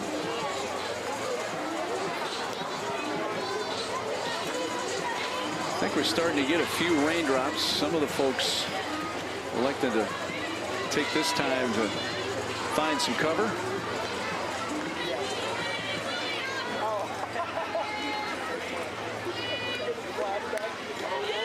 Now back into the screen. That is how you come prepared to the ballpark, right there. Nicely done, Mom and young man. They were probably here last night, and we were not letting that happen again. No. Already. We're going to try to get 2 games in here today. 2-2 pitch. Another one fouled back. And now the skies start to open up. Here is the rain. Well, if you've seen the forecast in this part of the country, it doesn't look great all weekend, unfortunately. And we're just going to have to find our pockets to play, and found a little one to start today.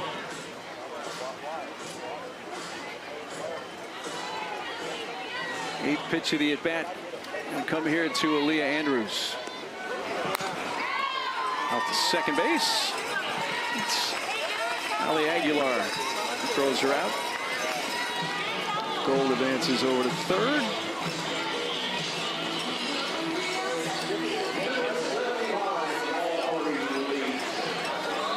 Top of the order in Aubrey Leach. As the rain is falling in Chattanooga.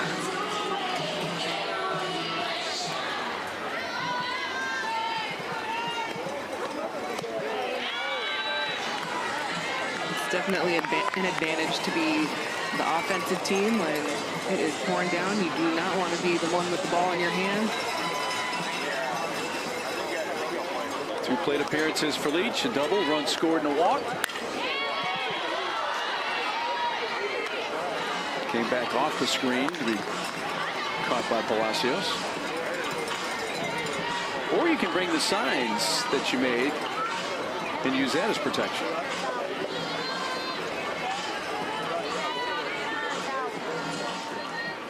So cute. Rip and a miss by Leach, 1 and 2. Yeah, even more reason to make a sign. That you can use it for rain protection. I didn't even think of that part of it. Be your backup umbrella.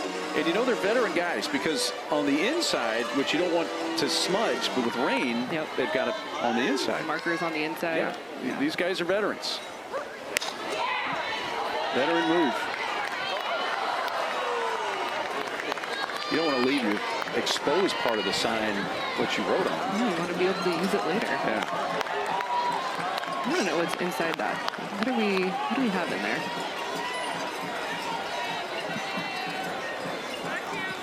What's she referring to there? Trying to look upside down, I think. Oh, to read the sign. Yeah, I was trying to read the sign. Oh, gotcha. 2 balls, 2 strikes. I don't know who they were cheering for. Well, it's not raining as hard as it was just a minute or so ago.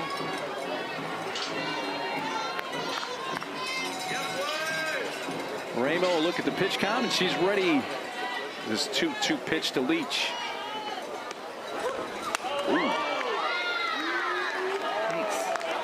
And that's where the grip can be a little bit of an issue. You're having to rip that rise ball, really use your pointer finger to get underneath it, and then there's a lot of rain coming down on the ball. Sometimes it's really hard and you lose that grip.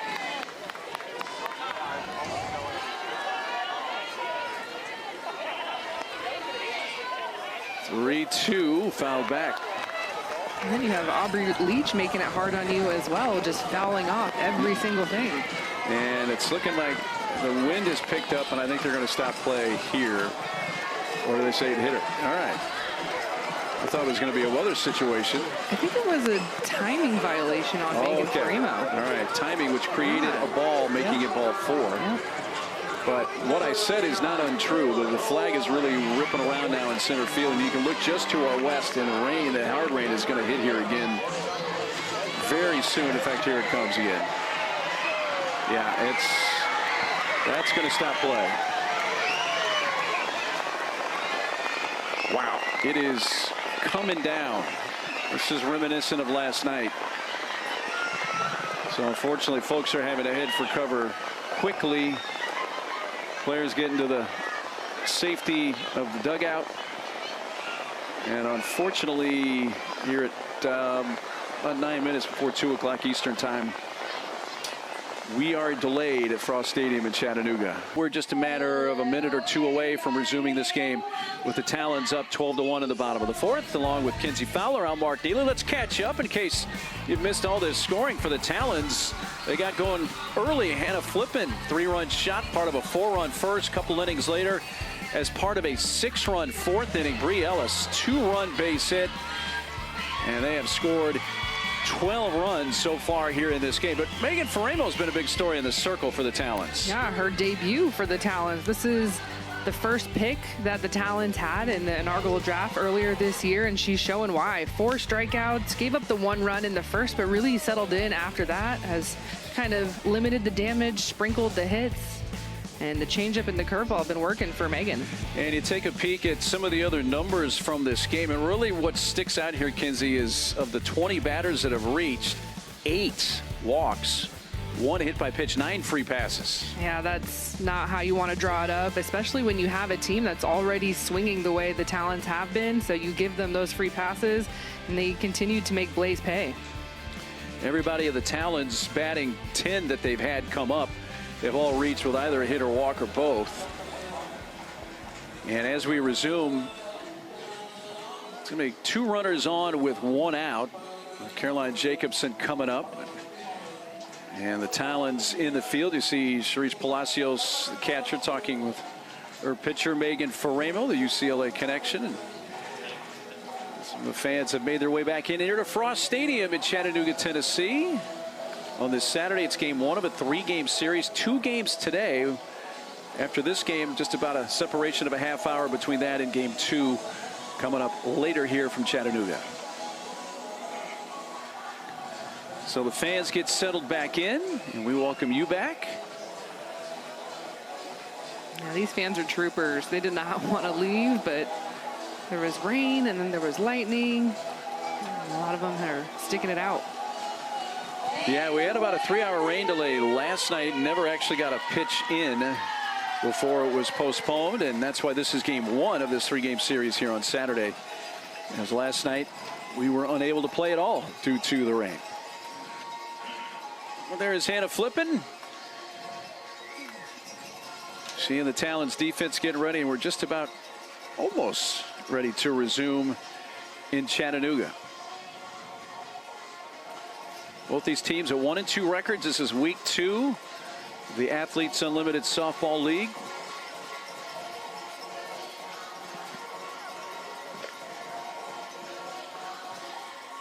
And the Blaze and Kayla Kowalik coming up here. A couple of runners on and 1 out. And we have to, as we resume here at Kinsey, like college softball, there is a run rule of 8 or more runs lead from 5 on. So if you're the Blaze, you got to start putting up some runs here. This game is going to be short. Yeah, and for the Talons, you're thinking, man, we only just need a couple of outs here to get ourselves a win. So close to getting that run rule win to lead by 8 or more, and scored 12-1, well within that run rule.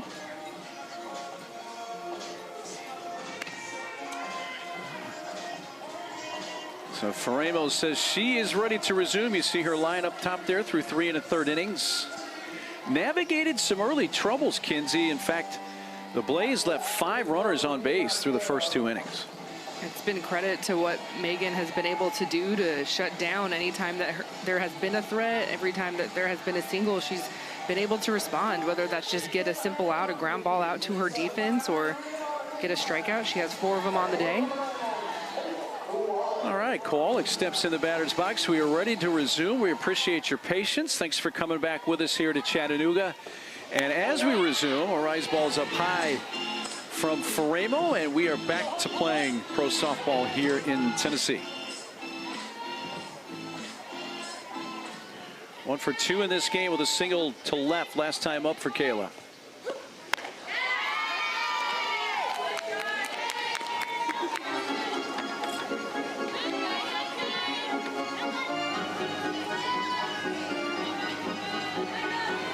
And they have a couple of runners on base at first and third, with Gold the lead runner at third, Leach at first, and this ball's going to get away, and here comes Anna Gold to the plate. She slides in.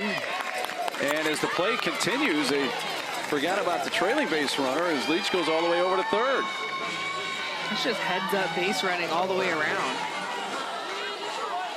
Think about how hard it is just to come back in after the lengthy rain delay, and you've got to be ready. You've got to be locked in. You see the wild pitch, and Anna Gold scores, and then of course Aubrey Leach all the way to third. 90th pitch of the game from Faremo's down low, 3-1 strike count. So there's Leach, now the lone base runner at third base. And a 12-2 game. Even a miss by Kowalik. Kayla, great career at Kentucky. Spent 5 years there with the COVID year, 2019 through 2023. Hitting machine for the Wildcats. She reaches with a walk.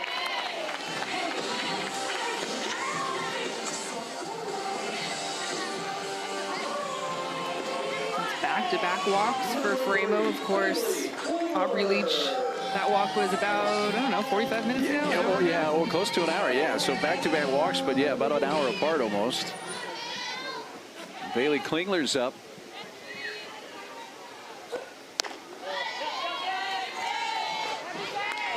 You pitched so long, even you had to sit through a delay, which, by the way, 45, 50-minute delay, whatever this was, isn't terrible. But you do, I'm sure, cool down somewhat. And it's sometimes more mental than anything. You have to be so locked in and get to such a space when you're pitching, and, it's hard to re-lock in.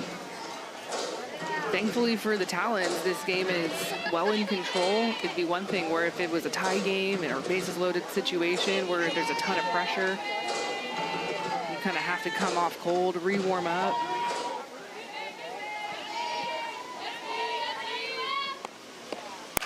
Klingler sends it in the air to deep right field. This ball is hit well and gone. And with that one swing, suddenly they're out of run rule danger for the moment, as it's 12-5.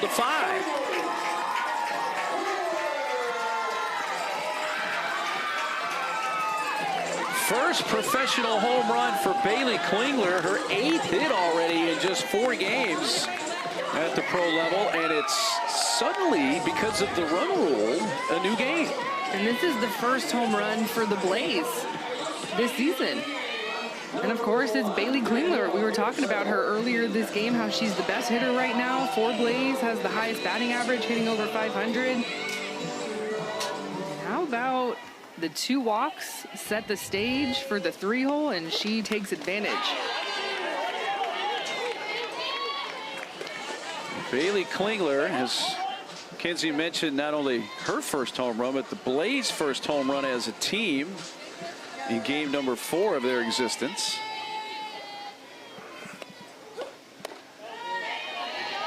Danielle Gibson Horton. 1-1 strike count. Coming up on 100 pitches here for Faremo. Granted, there's about 45 minutes of downtime for her or so.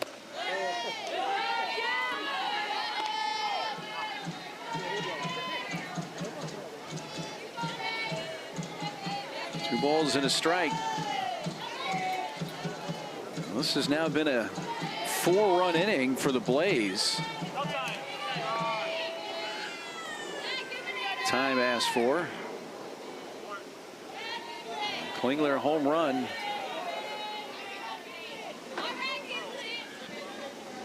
Made it a 7-run game.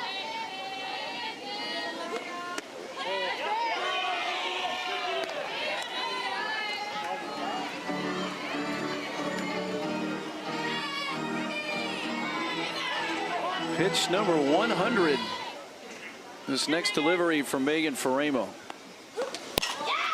And that hits the bag.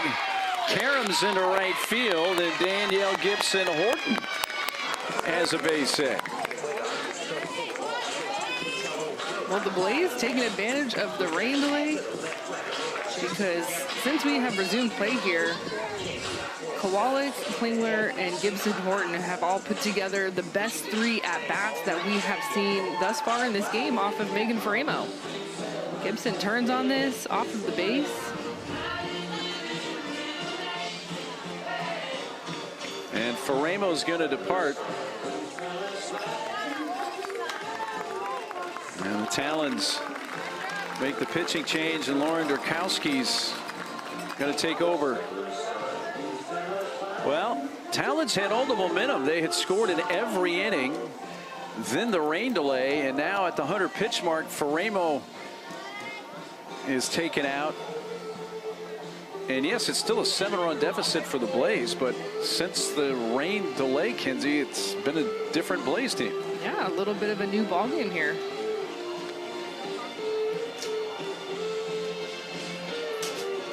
So Durkowski takes over in the circle. She comes on for the 3rd time. She has started 1 game. A total of 4 innings pitched so far on the season for Lauren Durkowski. See a lot of curveballs from Durkowski, but one pitch that you'll see a little bit more than what we saw from Megan Faremo is her changeup, her most consistent pitch. She can show upstairs and downstairs as well, but really likes to work that curve change combo. A former pitcher from the University of Michigan. Going to take over in the circle for the Talons.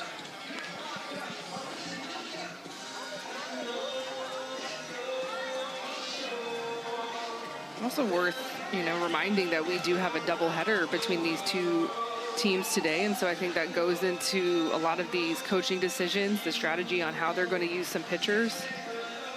You're hoping that maybe Megan Faremo can go the distance for you. Talons had a 12-1 lead. Looking for just a couple of more outs, and you don't want to show more arms because these 2 teams do square up after this game is over. Yeah, the scheduled starting pitching matchup for Game 2, the Talons with Montana Fouts, the Blaze with Kaylani Ricketts. Durkowski starts things off with a strike. There's Montana just kind of preparing for the start still to come, which looked like it may be pretty soon, but now after this outburst from the Blaze, maybe it's not as soon as we thought. Yeah, that's tough, the doubleheader. You have 30 minutes in between games, but you don't know when that game is going to end as a pitcher. So just kind of the life as a pitcher, you go hang out in the bullpen, start to slowly get stretched. Otis, floater out into right field, and a nice play by Ali Aguilar. Jacobson was pretty deep and right, and Aguilar had to go a long way. Made a nice running catch over the shoulder. I did not think she was going to catch that.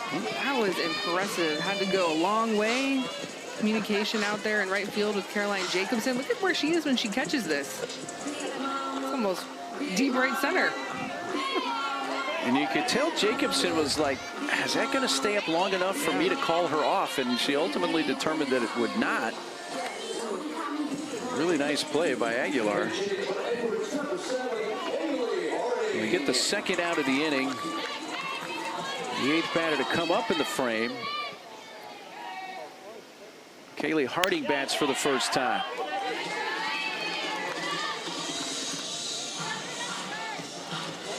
Starting batting in the 7th spot that was occupied by the catcher Taylor Edwards.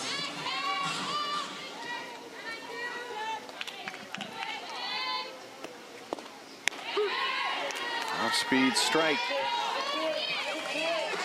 There's that changeup from Durkowski. She has the ability to throw that pitch any count. Trust it even with a full count or 3 balls. It's kind of her go-to strike pitch.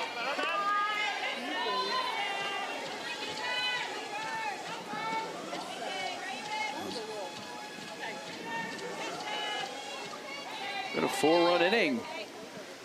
Coach Gohler's team so far with Gibson Horton at first, 2 outs.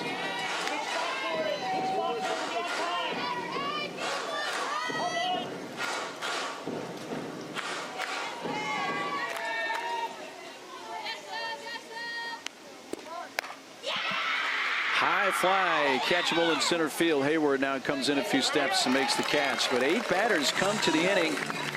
An inning that was interrupted by about a 50-something minute rain delay, but the Blaze get out of run rule danger and score 4 times. Bailey Klingler, 3-run home run, her first home run of the AUSL season and the first home run for her team for the Blaze.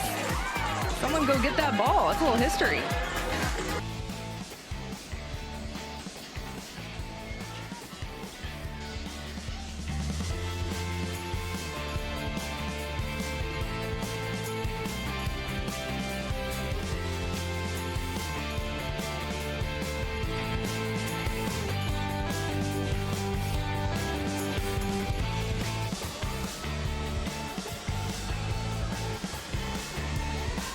Back at Frost Stadium in Chattanooga. Going to the top of the 5th. Talons have a 12-5 lead, but the Blaze scored 4 times in the just completed bottom of the 4th inning. Hope Troutwine Valdespino had some time off as well with the nearly 1-hour rain delay. Back into the circle here for the Blaze, who down 7, but yes, they were down 11, so they're out of run rule danger. And Caroline Jacobson will lead things off for the Talons.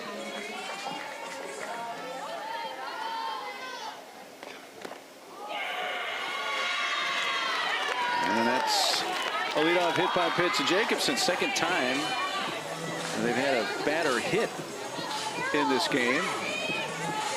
The other was the lady coming to the plate here, Brielis.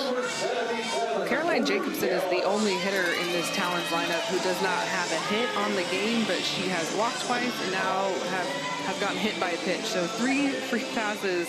She's like, can I just get a pitch? Because if I got a pitch, maybe I would get a hit. So technically, she has a .750 on base percentage today. There you go.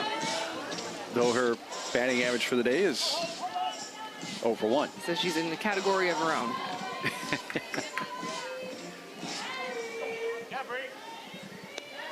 Ellis. So Ellis hit by a pitch on the first pitch she saw in the 1st inning. They ran for her with Alchin. Alchin had the at-bat in the 3rd in this spot when she singled, and then Ellis came back, had a 2-run single an inning later in the 4th.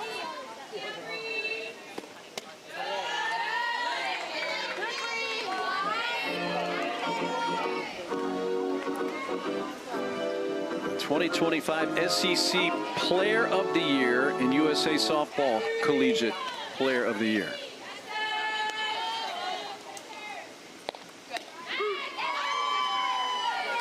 Well, that off-speed pitch was up at 54, but fooled Brielis.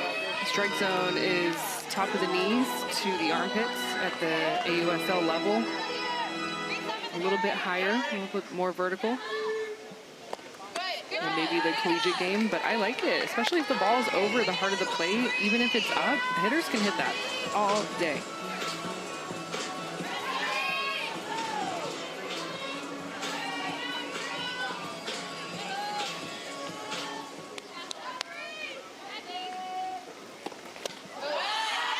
And that is ball 4. So a hit by pitch and a walk. And this is starting to sound like a broken record, Kinsey, really on both sides, all the walks and free passes.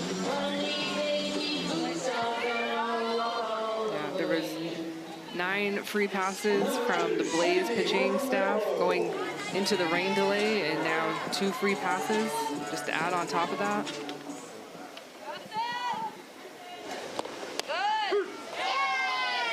First pitch strike. Sidney Romero 0 for 2 with a walk, but lined out to right field last time up.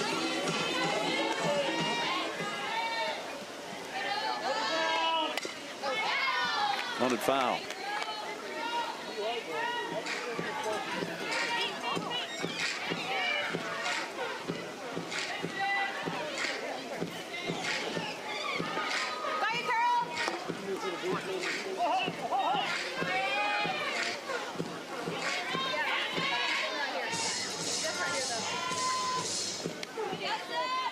It's an 0-2 pitch from Hope Troutwine. Valdespino. Daniel Horton gives it a look, but it's into the seats. So Bailey Klingler, who was in right, has moved to third base for the Blaze. Harding has taken her spot, so Kaylee's at right. And Anna Gold, who was at third base, has gone to short. Urtez is now the DP. Foul ball.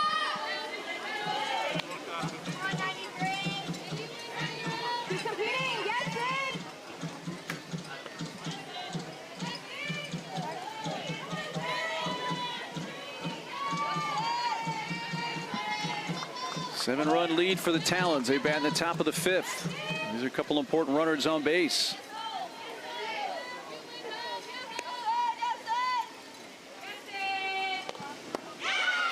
Got her to chase that one down, and a strikeout.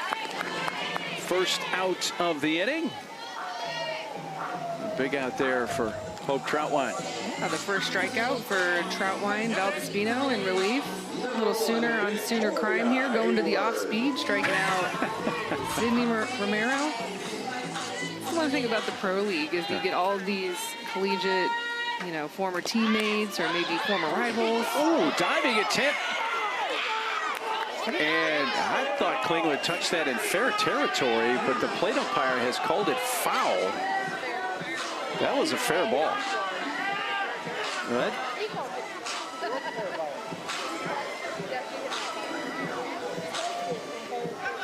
Plate umpire John Schaefer. And I thought it would clearly landed fair. Where the ball lands. That's fair ball. That's a fair ball. Yeah. So a break there for the Blaze. A little surprised they didn't challenge that. Yeah, a little floater, and that's caught by Anna Gold. And there's the second out. So what started out promising 2 on, nobody out, and perhaps a missed call, suddenly it's 2 on, 2 outs. There's Anna Gold, different positions, yeah. But she's just such a defensive superstar.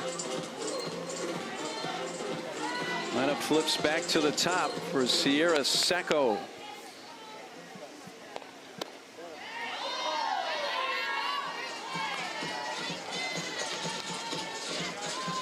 She has been on base all 4 times up. Singled her first 2 times. She's walked in her last 2 plate appearances. Scored twice as an RBI, which came on a bases loaded walk.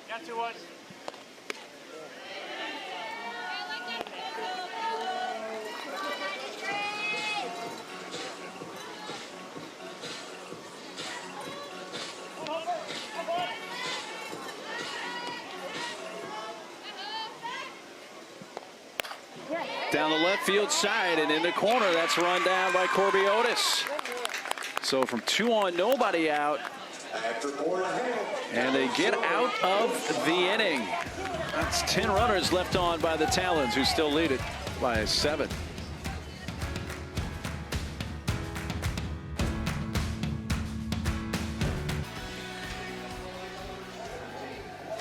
Frost Stadium, Chattanooga, Tennessee on this Saturday. 12-5. Talons lead the Blaze. Blaze batting bottom of the 5th. Game 1 of this 3-game series. Game 1 of 2 here today in Chattanooga.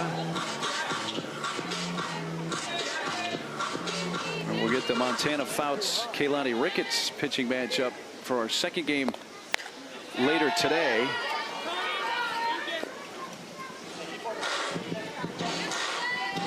Well, let's see if the Blaze can continue the momentum that they seem to find, Kinsey, after the rain delay. Yeah, good news for them defensively is they were able to keep the Talons off the board. The Talons would have scored one more run. Defensively, the Talons would have only needed 3 outs to get out of the game and get the win, but Hope Troutwine and Valdespino kept him in it, and now, hey, who knows what can happen.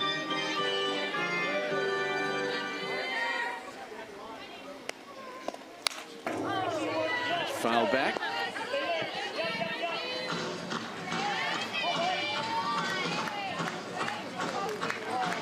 Yeah, I think we got the head coach of the Talons, Howard Dobson, mic'd up. Howard, you with us? Excellent. Mark and Kinsey, we appreciate you putting the headset on here. How'd you guys navigate the rain delay? Did, but you know, the girls got inside. They went into the locker room area and got a little snack and got off their feet a little bit and kind of get dried off and then get back after it. Maybe we were talking to your shortstop, Hannah Flippin, and she said we liked kind of the rain delay yesterday because they had a chance to kind of get that team bonding, which maybe they didn't get going into the season. What have you seen from your team as they've kind of grown from week 1 to week 2? Yeah, you know, it's a quick turnaround. You get here for 1 week for the spring training, and then you start playing. You try to implement as many things as you can as far as, you know, strategy-wise, but the culture thing that they're going to get together as teammates kind of gets lacked at times. So they got the chance to get together and do some things that are, you know, definitely part of the building of the teammates together as far as building a team. So Ortiz with a base hit to left field. Howard, what did you see? You get Megan Faremo from Japan, so made her first appearance, and what you saw from her, and then maybe was there much difference after the delay? Yeah, you know, she came out and gave us some quality innings, and we, unfortunately for us, that we were able to put some runs up for her and help her out a little bit and get her acclimated, and just nice to see her in the circle, just getting her here with us and getting the team closer to the draft team that we drafted. So we're getting pieces together, and it was nice to have her in the circle. Yeah, Coach, you coached for a long time in the college game, and now here coaching for the professional levels. What's the difference between coaching those at the collegiate ranks versus these professionals? You know, for them, you know, it's that they are professionals. They have their own regimen of what they do in the weight rooms, and they're responsible for their own conditioning and things like that outside of like the college game, where we can structure it all for them. So them coming in and being ready to go was big, so that you don't have sore arms, sore legs, those kind of things. So that's a little different. And you know, us, we wanted to make sure we treat them like professionals, because actually that's what they are. And so, you know, what they're needing, what they feel, what they want to do as far as like pregame PPs and those kind of things. It's not near as structured as, you know, trying to, but they all know what they need to perform, and we want to make sure we get that to them. Pitch outside. Howard, so many of us around the sport of softball have crossed paths with you over the years, and I take you back to your LSU days with one of your fortes being hitting. How much have you seen hitting change, just say from like 10 years ago to what you're seeing even now at the pro level? Yeah, you know, it's you know, we've been doing this for 30 years, and you know, there for my first few years, I mean, the girls weren't even allowed in the weight rooms. Couldn't swing like that, couldn't swing like a baseball swing, as everybody called it. And so, and seeing them now, how everything's getting driven. I mean, we had a decent lead, and all of a sudden that gets chipped away because of what these guys are capable of doing. That's the one thing that they are definitely capable of swinging the bat, and all the way through our, you know, the whole league, they're definitely capable. So no lead is definitely safe in this game. Yeah. Mm-hmm. On a goal, the 3-ball, 2-strike count. Hey, let me ask you about some of your rookies, and let me start with Sierra Sacco, which you've had at the top of your order here the last few games. Yeah, I mean, a tremendous player. You know, I've watched her grow up, and being from Louisiana and seeing her in travel ball and those kind of things, and seeing what she's done and what she was able to do, and then watch her develop from being, you know, a lefty touch-and-go type kid, slapping type kid, to all of a sudden having some juice in there. Mm-hmm. Got a little pop, too. So definitely a tremendous player, and it's only scratching the surface how good she's going to be. On a goal with a base hit there. Hey, Howard, we appreciate your time. We'll let you get back to the head coaching part of it. We appreciate you letting us. Yeah, man, it's been good. It's been fun. So let's have some more fun. Hopefully we can keep this thing in our favor and get the momentum back over here. Look forward to talking to you again soon. Thanks so much. Thank you. Bye. Howard Dobson, who spent 13 seasons as an LSU assistant under Beth Torina, went to 4 Women's College World Series in that span. was a head coach at Southern Miss prior to that. Of course, at USA softball time as a coach. You know, I'd never really thought about that. There was a time when female athletes were not advised to use weights. That ball's laid down. It is picked up fair. And an infield hit, and the bases are loaded. I thought perhaps Palacios was just at that point going to let it roll and see if it would go foul. She grabbed it off the line, and Andrews is on to load him up. I don't know if this ball would have drifted foul, but I think that would have been the only chance, because this is just exactly how you do it. You can see how the ball had a little bit of backspin, so that's just going to deaden it out there in front of Sydney Romero. Charlize Palacios has to go way too far from the catching position to have any shot of getting Aaliyah Andrews down the line. Well, you're at a point now, and I'm glad we let Howard go here, because he's got some coaching to do, because the Blaze, who were down 12-1, really are now one more swing away from truly being back in this game. Well, you heard him say it. He said there is no lead safe in this league, knowing how good of a team Blaze is. And now you turn over the top of the lineup here with Aubrey Leach and Kayla Kowalik on deck. So the bottom of the lineup for Blaze doing their job, with Ortez, Gold, and Andrews all getting on base. All right, so the powwow's over here for the Blaze. They have the bases loaded, nobody out, down 7. As you mentioned, top of the order up, Aubrey Leach. Reached all 3 times up. A couple of walks, double, a couple runs scored. Loaded up to the top of the order.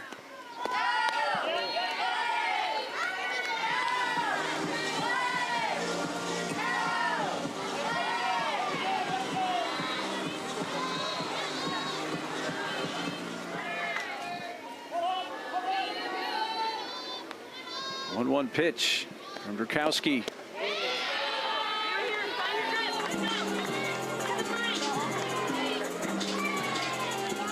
I think if you're a Talons fan, you probably were thinking, coming out of the rain delay, well, you know, let's find a way and end this game quickly in a run rule. Now you're just worried about maybe coughing up an 11-run lead. And that ball's down the left field side, but there's Sacco there to make the catch. So the lead runner, Ortez, tags and scores. That's going to make it a 12-6 game. If you joined us, you know, an hour and a half ago, and now maybe tuning back in, you may be wondering, is this a new game or is this the same game? Which your confusion would be warranted, because we will have a second game later today here in Chattanooga, but this is not it. We haven't gotten to that point yet, as you see. Somewhat clearer skies, at least not raining. After not quite an hour rain delay earlier. And since we have come back from that rain delay, it's been a totally different Blaze team.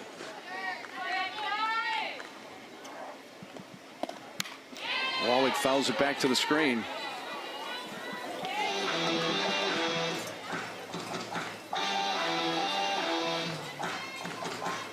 Kayla on base a couple of times with a hit and a walk.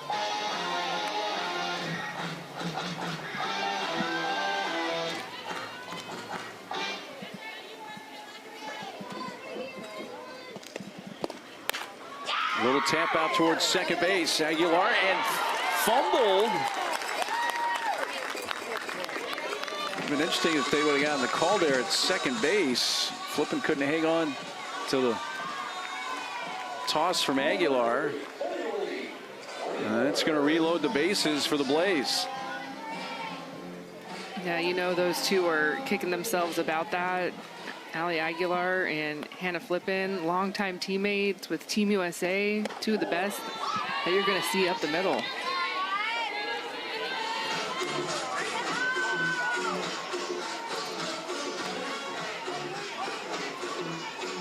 Still only one out with the bases loaded. And Klingler at the plate. A 3-run home run last time, and does a little flare into center, and that's going to move everybody 60 feet and make it a 5-run game. 5 RBIs for Bailey Klingler. She's knocked in 5 of their 7 runs. And the Blaze are very much in this game. They are alive and well. And Bailey Klingler came into this weekend batting over 500, and her average continues to go up. She's 3 for 4 today.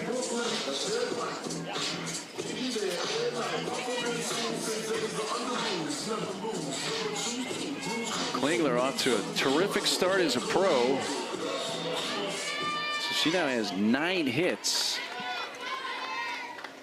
15 at-bats as a pro. And the cleanup hitter, Danielle Gibson-Horton.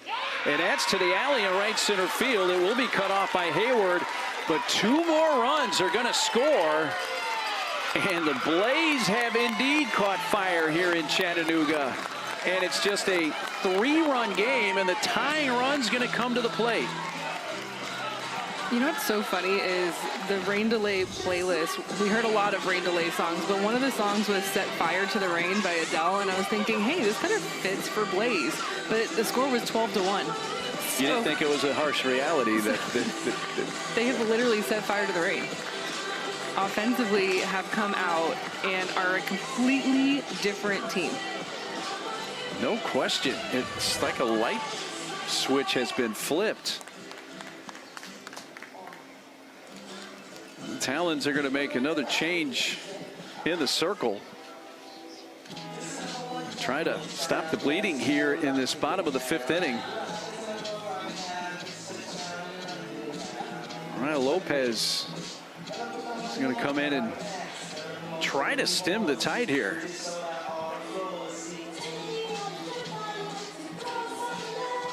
You saw the righty and Emma Lemley get the start for Blaze, and then Faremo for the Talons. And then Durkowski comes in after Faremo, and now going to the lefty and Mariah Lopez. It is just so crazy our game is. You could see Coach Dobson talking to Faremo, the starter, but how crazy is our game? Talons were 1, 2, 3, 4 outs away from a W, a run rule W. And then the rains came, and it's been a different game since they all came back on the field. Mariah Lopez pitched 4 seasons at Utah, made a start against the Bandits in the last game for the Talons. Makes her 3rd appearance.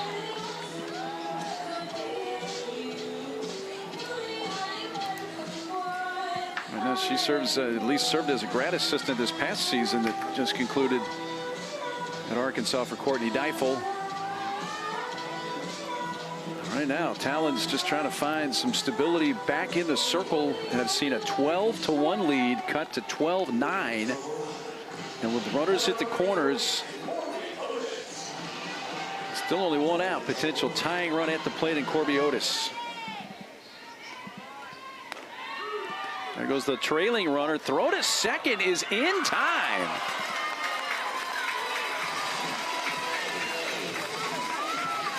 So the Talons get a big out, the 2nd of the inning.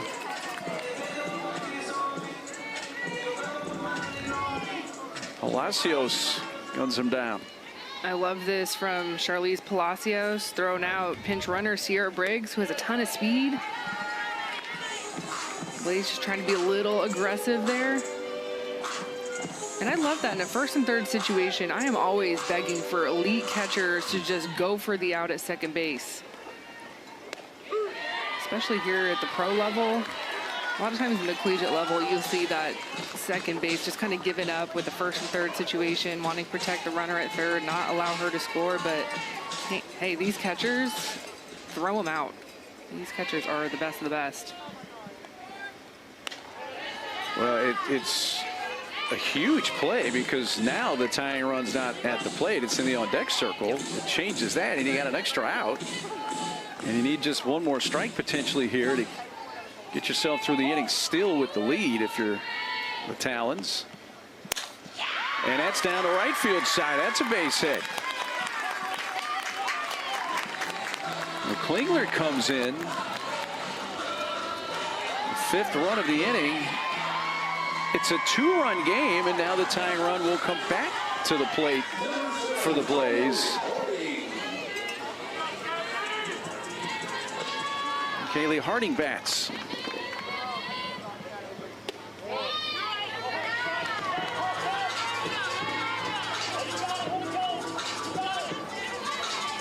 Well,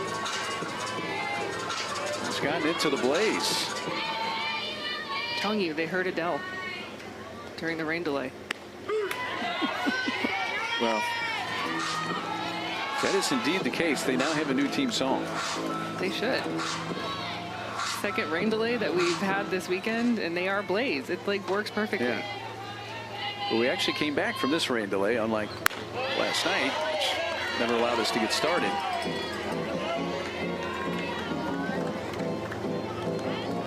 Harding, the 9th batter to come up in this inning for the Blaze. You're in the bottom of the 5th.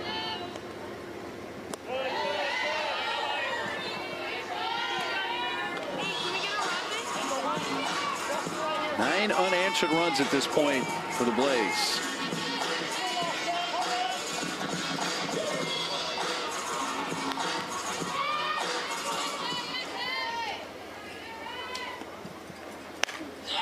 Fouled away by Harding.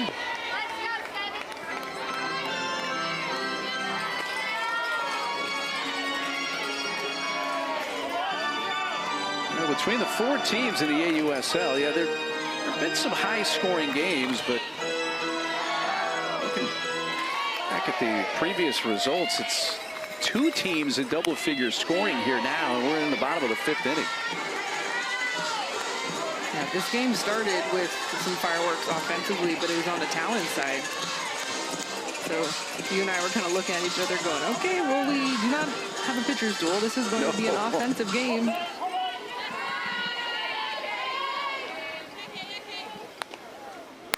And that ball's lined to right field, but right at Jacobson to retire this side. But 9 batters come to the plate. Blaze at 5 more, and we've got a game now here from Chattanooga.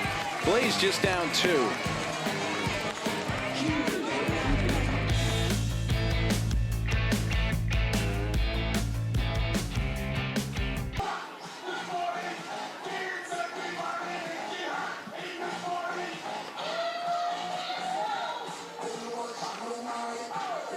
Palacios to lead off.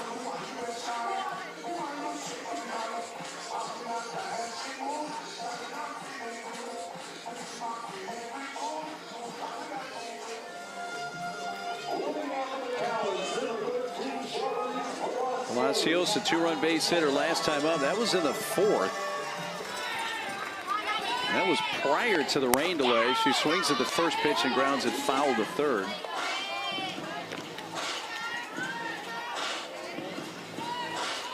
Two, 3, and 4 hitters for the Talons, who suddenly now, Kinsey, when we had the rain delay, we thought would 12 runs be enough to bring in the run rule? And now the thinking would be, is 12 runs enough just to win the game, period, for the Talons? Yeah, it changes the pressure. You could tell that Blaze came into, the second half of this game after the delay, like, incredibly free. Nothing to lose, down 12-1. So what? Let's get our swings off. And it obviously turned out well for them offensively. And now it kind of flips the side to the Talons. That's like, okay, things get a little tight now. 2-run lead, we have to protect it versus a team that's going out and hunting some runs.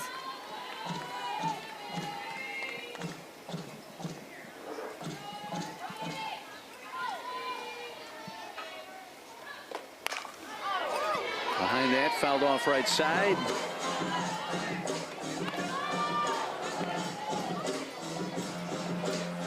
Palacios, Aguilar, Vidalis, the scheduled 3 for the Talons in the top of the 6th.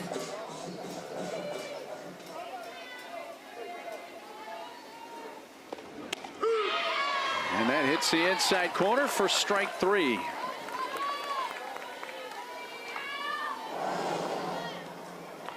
Hope Troutwine, Valdespino. Her second K, and now with 1 out, Brings up Ali Aguilar.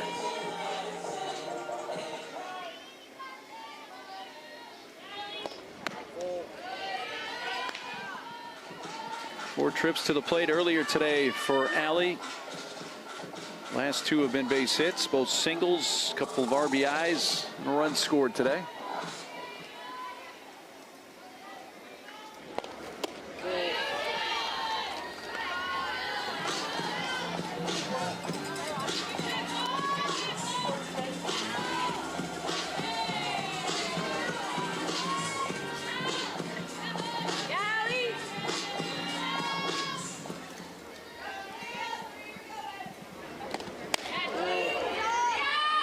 First two were away, that one inside. 3 balls, no strikes. Valdespino last inning started off with the 2 free passes, so better start to this inning with the strikeout to Palacios, but now falling behind in the count 3-0. And that is a 4-pitch walk. Well, puts Aguilar on base for a 3rd consecutive plate appearance.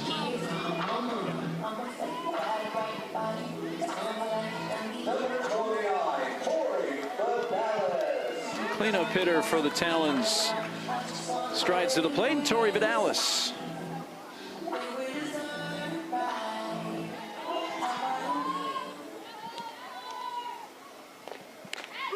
There's a strike from Caroline Valdespino. I like the off-speed pitch from Hope. Saw the 59 miles an hour, kind of floating it in, a little flip change. You probably knew Vidalis should be geared up looking for something hard there. Did not get it. Now this got tied up and a little floater to Klingler at 3rd base. That's exactly right. You start the at-bat with something off speed, and your next pitch, it looks so much faster than just 65 miles an hour, which is what it was. It kind of registers to the hitter as maybe like 70, just because you're going from slow to fast and that change of velocity. That's a big out to the 4-bat in Torrey Vidalis. Brings up Hannah Flippin. Got a 3-run homer in the first. 2 for 4 today. Almost seems like a different game when we had her mic'd up earlier in this game and let her entertain us for a half inning while she was playing shortstop. Not going to get into the seats. It will get out of play, yes.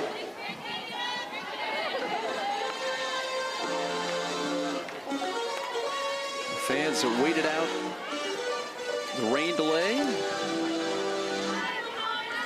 That's a good moment. Get a foul ball, but giving it away to a young fan.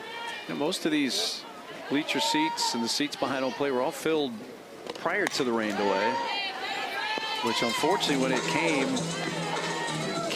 with a very hard sudden burst, and the folks that didn't have umbrellas or rainwear were drenched pretty quickly. And that young lady, oh man, she is pumped. yes, it's a good day at the ballpark right there.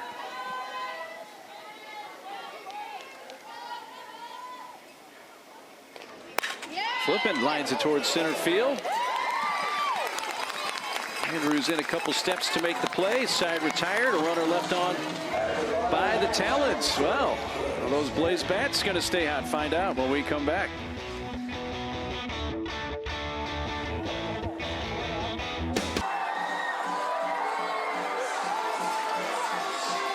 Back at Frost Stadium in Chattanooga, bottom of the 6th, 12-10 Talons. Talons are up 12-1 before about an hour rain delay, and it's been all Blaze. They've scored 9 unanswered since then and have 6 more outs to play with here. 3 here as they come up in the home half of the 6th. Folks in the crowd were anxious for some free t-shirts that were thrown out during that last break. You can get the crowd going, like some free merch. Oh yeah. It was so cute watching the young fans who did get some t-shirts quickly like unravel the shirt. What does it look like? And then like turn to their parents. Look at it, so cool.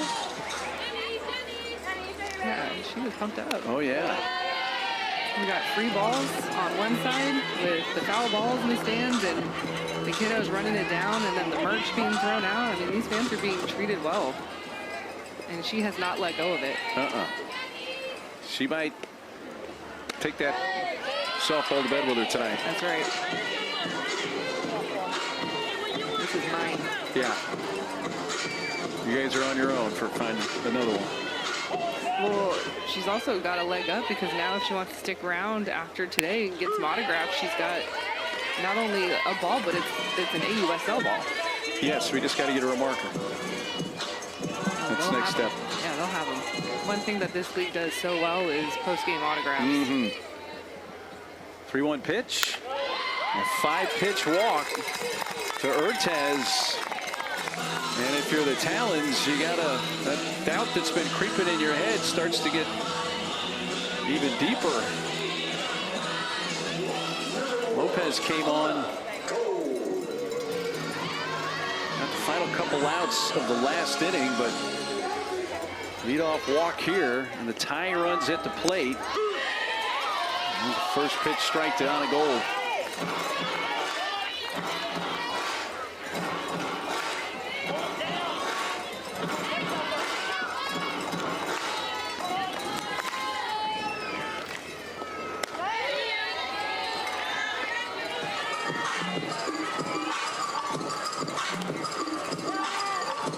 Blaze had actually now out-hit the Talons, 14 hits to 11.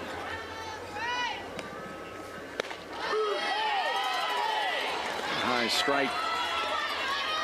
Not a goal, who has base hits her last 2 times up, scored each of those times on base.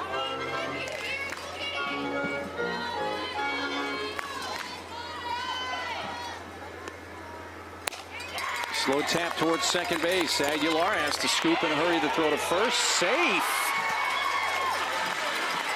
Gold beats it out, and now the tying runs are on with nobody out for the Blaze. Just all going the way of Blaze right now.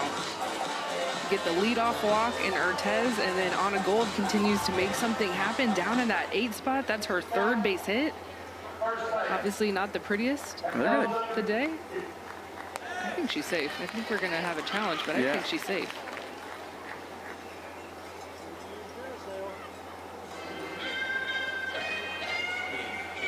Yep.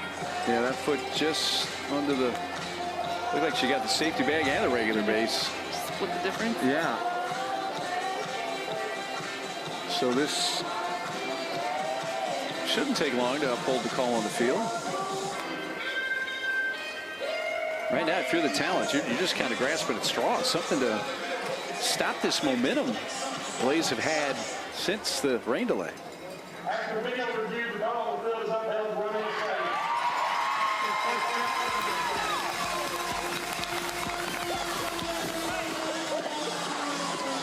So 2 on, nobody out.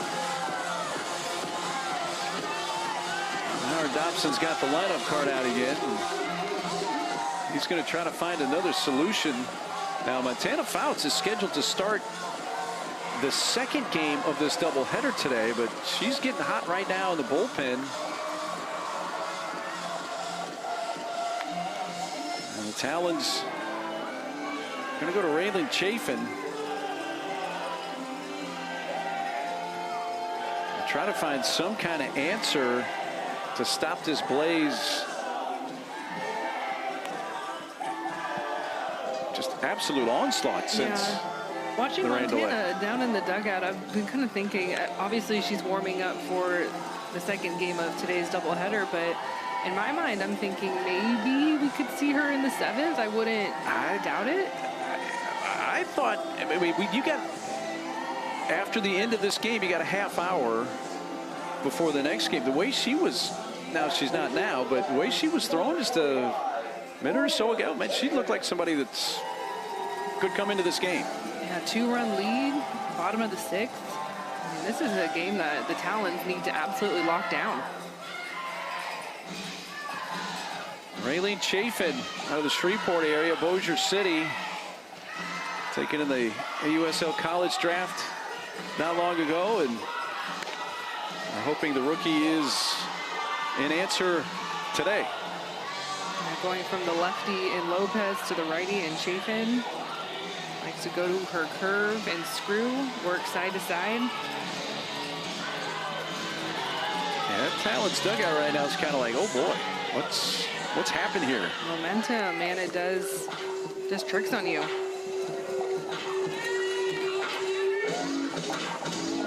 You really have to credit Blaze for just the way that they came out and could have completely just phoned in that game 12-1, but the rain delay hits, and who knows what the conference was like in the dugout, what they were talking about.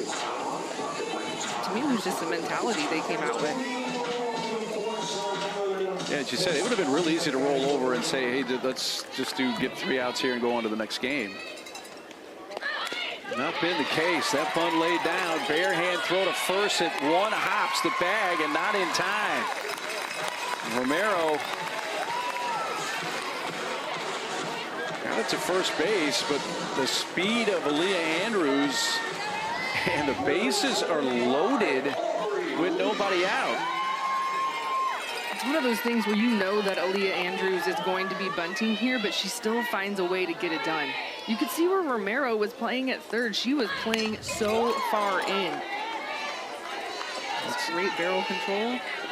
Humphrey Leach, loud foul down the third base side for strike one. So top of the order once again for the Blaze. So they are set up right now, down 2. Batting in the bottom of the 6th, swinging a high pop fly that's twisting towards the seats. It will just get out of play. Right over there near the camera well. Aubrey today, 1 for 1 officially. Kowalik on deck. Leach a double in the first. Since then, 2 walks and a sac fly.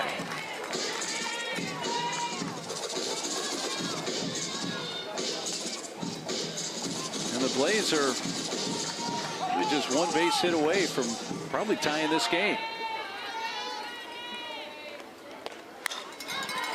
That's a pop-up, and the Talons need that with the infield fly in effect. Catch is still made by flipping, and that's a huge first out for the Talons and Raylene Chafin. What a situation for Raylene Chafin to come into. No outs, bases loaded, top of the lineup, and she's able to get a pop-up. 1 down, 2 to go. You pitched in relief. Chafin did the last 2 games of the series against the Bandits. Got the win in relief in game 2 of that series. Through 3 strong innings, 1 hit, no runs, couple of strikeouts. Not much margin for error though right now for the Talons. Little tap, you got to force at the plate. Chafin takes it there, and well, Chafin has gotten 2 quick outs here and kept it a 2-run lead.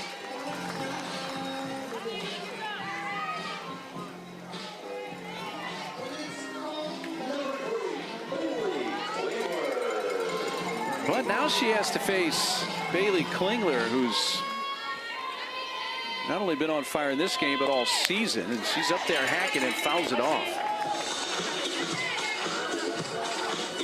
He was up with the bases loaded back in the 2nd inning. He's grounded out to first base, so here is her 2nd opportunity of the game. Had a home run in the 4th. She's already had 2 other singles. She's knocked in 5. No balls, 2 strikes, 2 really good hacks. Klingler. There's her day today. The only time they got her out, she had a comebacker back in the 2nd inning. That was against reliever Brooke McCubbin.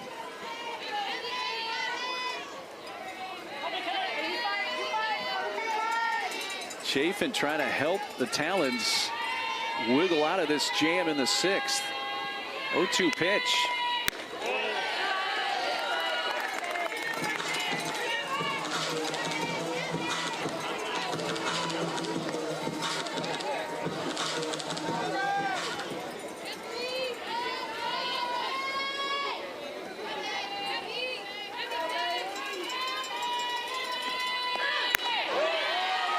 Couldn't get Klingler to go up after that rise ball, and it's 2-2. I like the idea, just a little bit away. I think that was supposed to be a rise ball on the inner half of the plate. Good take there from Klingler. Big 2-2 pitch from Chafin. Foul ball out of play. Well, since the resumption of this game from the nearly hour rain delay, we've had a total of 9 hits in this game. All 9 belonging to the Blaze, and that softball has now become a souvenir. Those are the 2 happiest fans in the ballpark. That's what it's all about. Full count.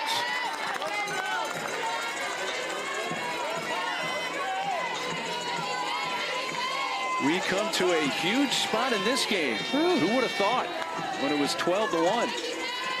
Bases loaded, 2 outs, 3-2 pitch. And she chased what probably would have been ball 4, but got just a little piece of it.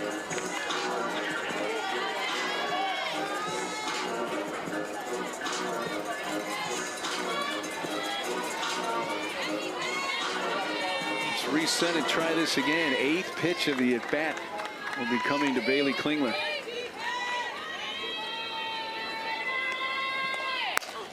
And a floater off the glove of the second baseman, Aguilar. And it is going to tie the game.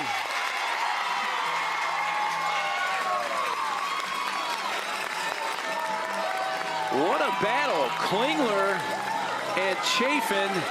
And Bailey Klingler has had a 7 RBI game, and it's 12-12. Have yourself a day, Bailey Klingler. She had this kind of weekend last weekend as well.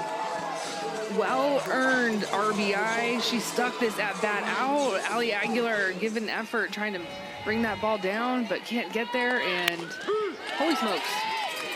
Wow. It is off the rails. It has gone off the rails, hasn't it? But it's been fun to watch. 12-12, 11 unanswered runs by the Blaze. With first and third 2 outs. Daniel Gibson Horton up.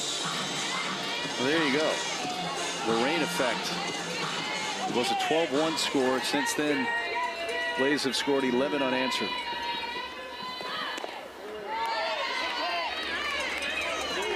Gibson Horton laid off.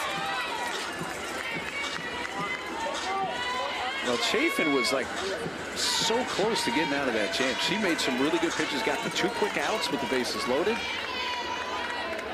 And Aguilar came up just a little short. Trying to come up with that relatively soft liner off the bat of Klingler.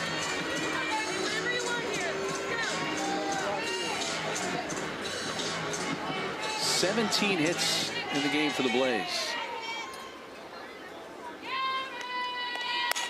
Bouncy ball towards second. Nice sliding pickup, and Aguilar throws to first to retire this side, but not before the huge 2-out hit from Klingler to tie the game.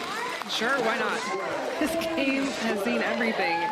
Bailey Klingler has been doing it this entire day, this entire season with AUSL. Look at her firing up her team as a leader, getting it done. The Athletes Unlimited Softball League is fueled by Gatorade. Good look at downtown Chattanooga on the banks of the Tennessee River on this Saturday.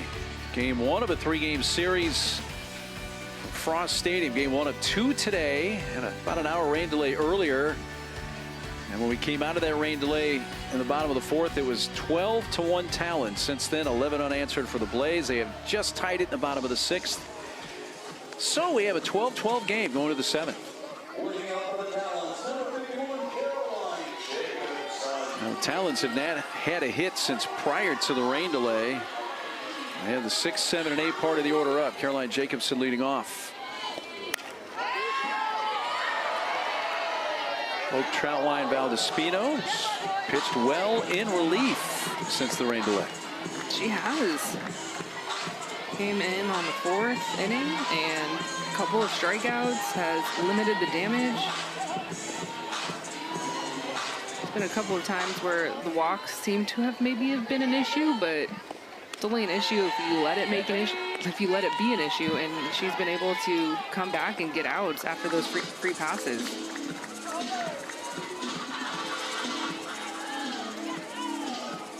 Jacobson has a couple of walks and a hit by pitch, so on base her last 3 times up.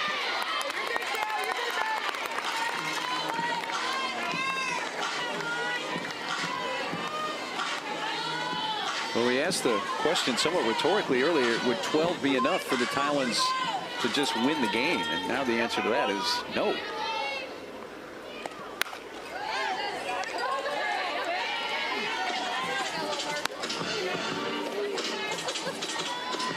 Well, in the brief history of this league, the AUSL, I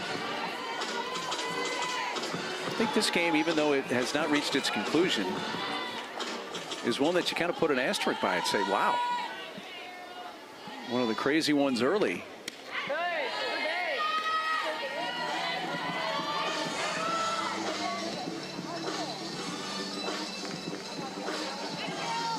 mean, 11 runs in a comeback.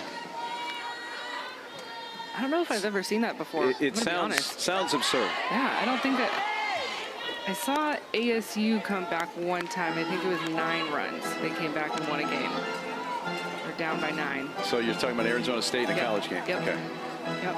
So I don't think I've ever, just like from this seat or, you know. Was that against Arizona, by the way? It was not. Okay. That would have been an extra sting for you. But would have been an extra sting. Yeah. There you go. 2-2 pitch. You know, if you're Hope Troutwine Valdespino, you're hoping you get the call on that one. You didn't. It's 3-2. Zone's been a little tight at times. It's been a vertical zone, which I have loved. Corners have been just a little bit tight.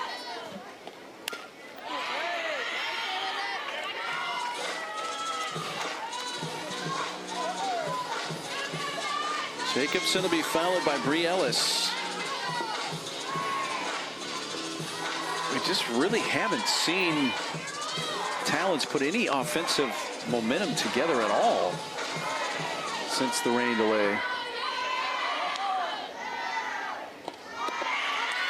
And they do have a leadoff base runner here. So it's the 3rd time that Jacobson has walked. It's the 4th straight plate appearance he's reached with either a walk or a hit by pitch.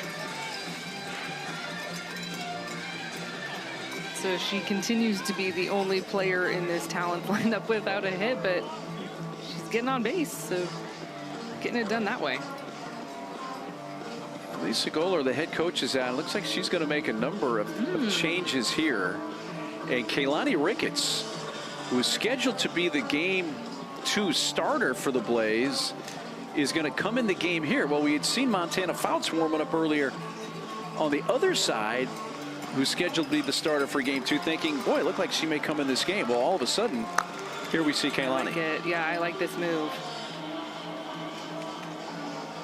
You have the veteran, the lefty, and you know that her and Montana have just been waiting because they are scheduled to start that second game, but just bump that start up one more inning. So Kaylani Ricketts steps into this wild one going on in Chattanooga today. Well, we'll see what happens here. But now you almost kind of have to look at it from the other side as well, from the counterpoint of the Talons. Yep. Does that force you to bring out the Montana card at some point here? I would. Absolutely. Essentially, this game is 0-0 with 1 inning to go. And she's ready. It's almost like we're starting Game 2, but we really haven't. Yes. Montana, don't go too far. Well, I like Kaylani in this relief role because of what she throws, and she is a down ball pitcher, obviously a lefty with good velo, but she's all about the drop, will also sprinkle in the curve, and gets a lot of ground ball outs. And with the team that has hit the ball like we've seen the Talons hit it today, see if she can come in and roll a double play and then get out of this inning and turn it over to her offense. You got the veteran lefty Ricketts ready to face the rookie right-handed power bat of Bree Ellis. Knocked in 2 back in the 4th.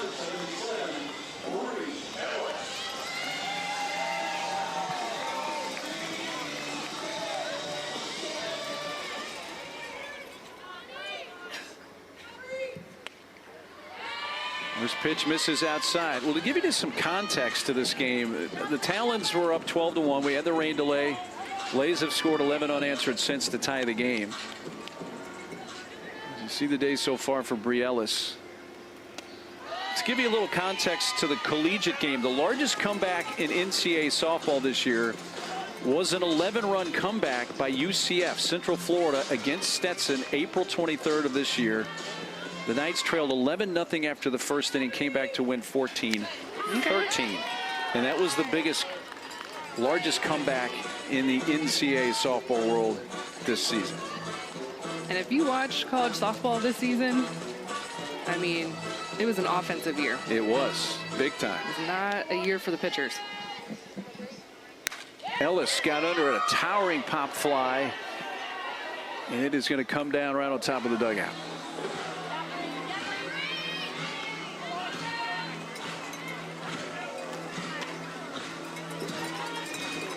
Another souvenir. Bob's got to check it out as well. 2-2 pitch. Foul the other way.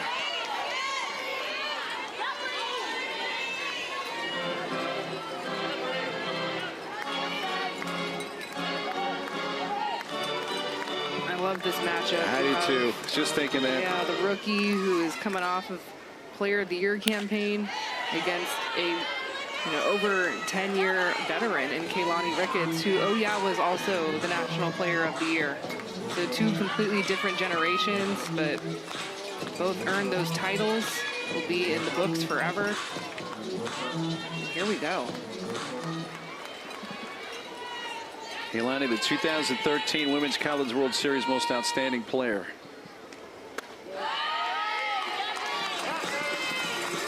Full count.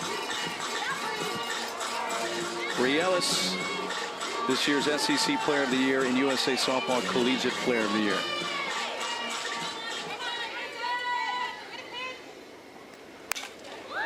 Bouncing ball.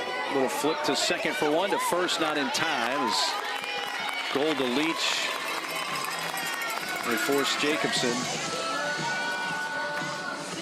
Kalani was able to get it in on Bree Ellis. Couldn't get a lot of that one. We got Urtez back there now at shortstop. So Alchin's now going to come in and run for Ellis, just like she did earlier in the game, which is one of the slight subtleties between this pro league and collegiate. She would not be able to do that in college softball for a second time. Yep. Smaller rosters here with the AUSL. Yeah, 16 active players.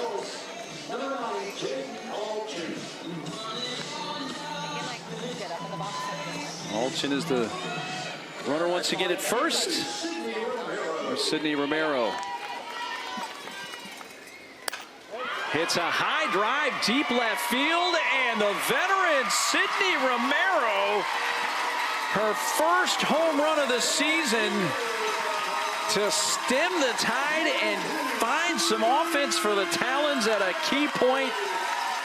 And the Talons go back in front in the top of the 7th.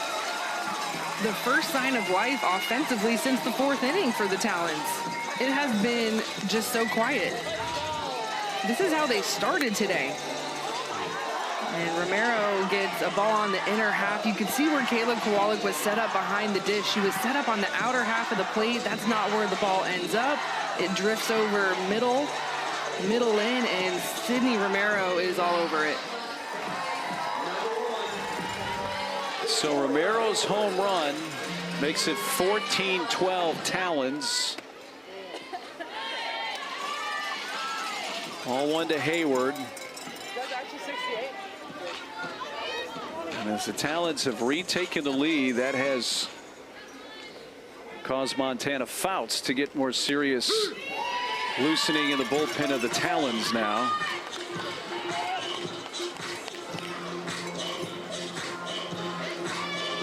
Well,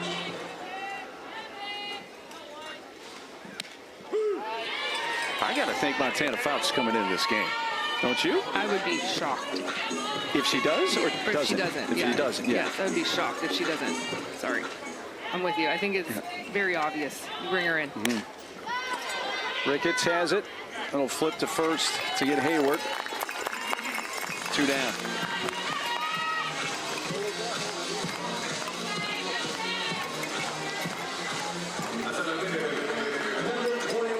Back to the top of the order, and Sierra Sacco. Hey, our Dobson's got to be thinking, what's happened here? We're all thinking that.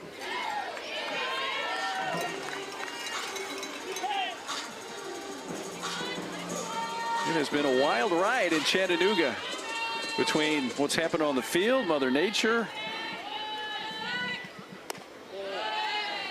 Pretty unpredictable. Just looking at my scorebook, this is how the Talons started the game, with the big swing of Hannah Flippin, had the 3-run home run, and they're looking to finish that way with the big swing of Sydney Romero. First base, who's going to make a call? They're going to say foul.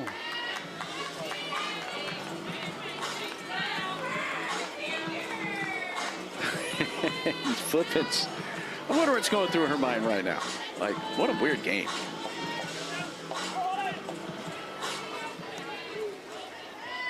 I don't know what's going through her mind, but I can guarantee you this. It's entertaining. Oh, man. It was so fun talking to her earlier this game.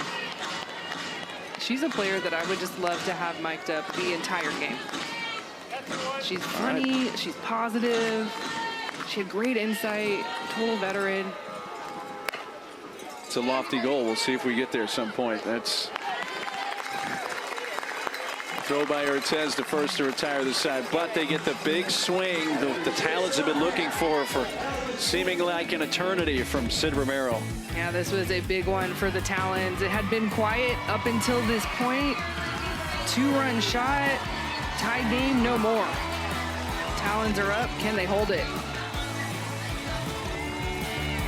Answered runs to tie the game, but the Talons just reclaimed the lead. The Sid Romero home run. And yes, Montana Fouts enters the game for the Talons. You betcha. Huge applause from the crowd that's been sticking it out with us today here in Chattanooga.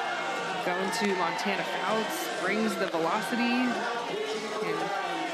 go up to 70 miles an hour. You can see the breakdown of her pitches, and the fact that her rise ball registers at 68, that's crazy to me. Rise balls are usually one of your slower pitches just because of the way that you're breaking the ball, but she brings the heat, has good spin, and is looking to close the door here.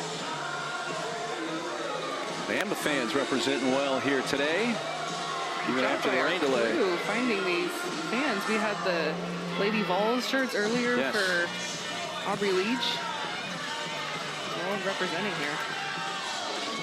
Well, when we went to a rain delay with the Talons up 12-1, who would have thought that we'd come back from the rain delay and this game would be finished with Ricketts and Fouts in the circle, the two pitchers slated to start game 2 of our doubleheader today. And Fouts begins the routing with a strike.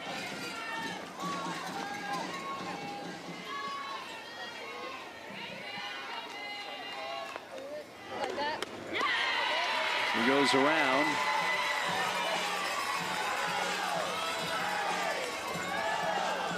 Otis leading off.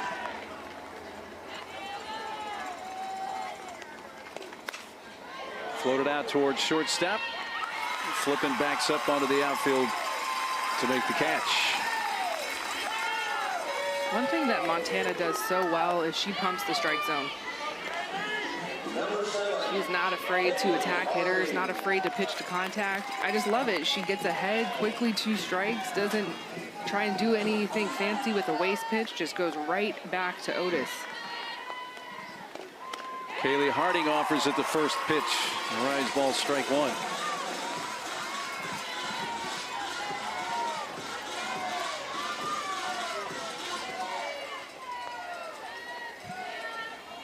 Fourteen 12 Talons. Last of the seventh, and Montana ahead 0-2.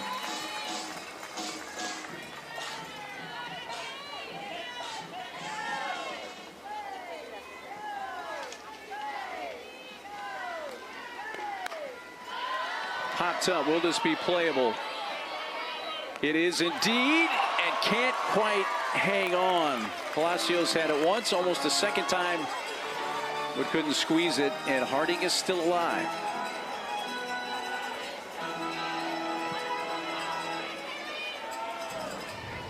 I can tell Palacios frustrated with herself here. She had the beat on it, and she was all over it. Ball just drifted on her. Harding just caught a piece off the end of the bat.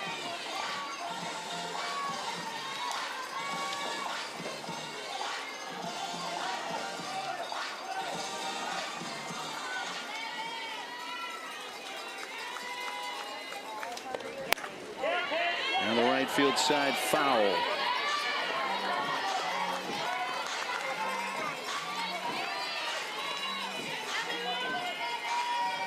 And game two comes up about a half hour after the conclusion of this one. You can visit the AUSL.com online to see where you can see that. A wave and a miss and a strikeout. Fouts has come in, retired the first two. Now has the Blaze down to their final out.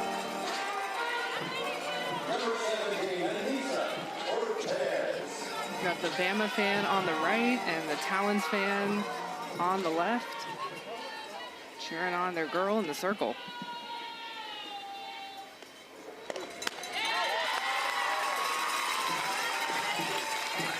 Well, if this game ends like it is right now, for those who are going to follow us to watch game two, do you expect to see Ricketts and Fouts start that second game? I think so. Yeah. So come on along for the ride with us.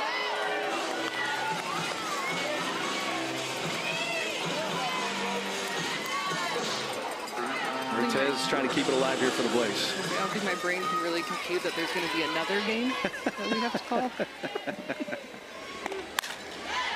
Will this do it? We'll see. Long run into foul territory. That is run down and caught by Jacobson. Montana Fouts comes in, closes the door, and after a major scare blowing an 11-run lead, the Talons do score late on Romero's homer and win it 14-12 over the Blaze. Yeah, Blaze made them work for this win. 29 hits, Mark, in this game. We had it all. Home runs, rain delays. Montana Fouts comes in to close the door. That's a big win. It's going to be a big win for either one of these teams looking to take their first series win in the AUSL League. Yeah, second win of the season for the Talons. Are now 2-2. The Blaze dropped to 1-3. And again, Athletes Unlimited Softball League continues in about 30 minutes. You can visit theausl.com for where to watch the Talons versus the Blaze game 2. Well, I hope you were able to enjoy the ride with us for this one, because it was a wild one with the rain delay and the hitting and the home runs at the end, as a 14-12 win for the Talons over the Blaze. For now, for Kinsey Fowler, our entire terrific crew, I'm Mark Neely. Thanks for sharing this one with us. So long from Chattanooga.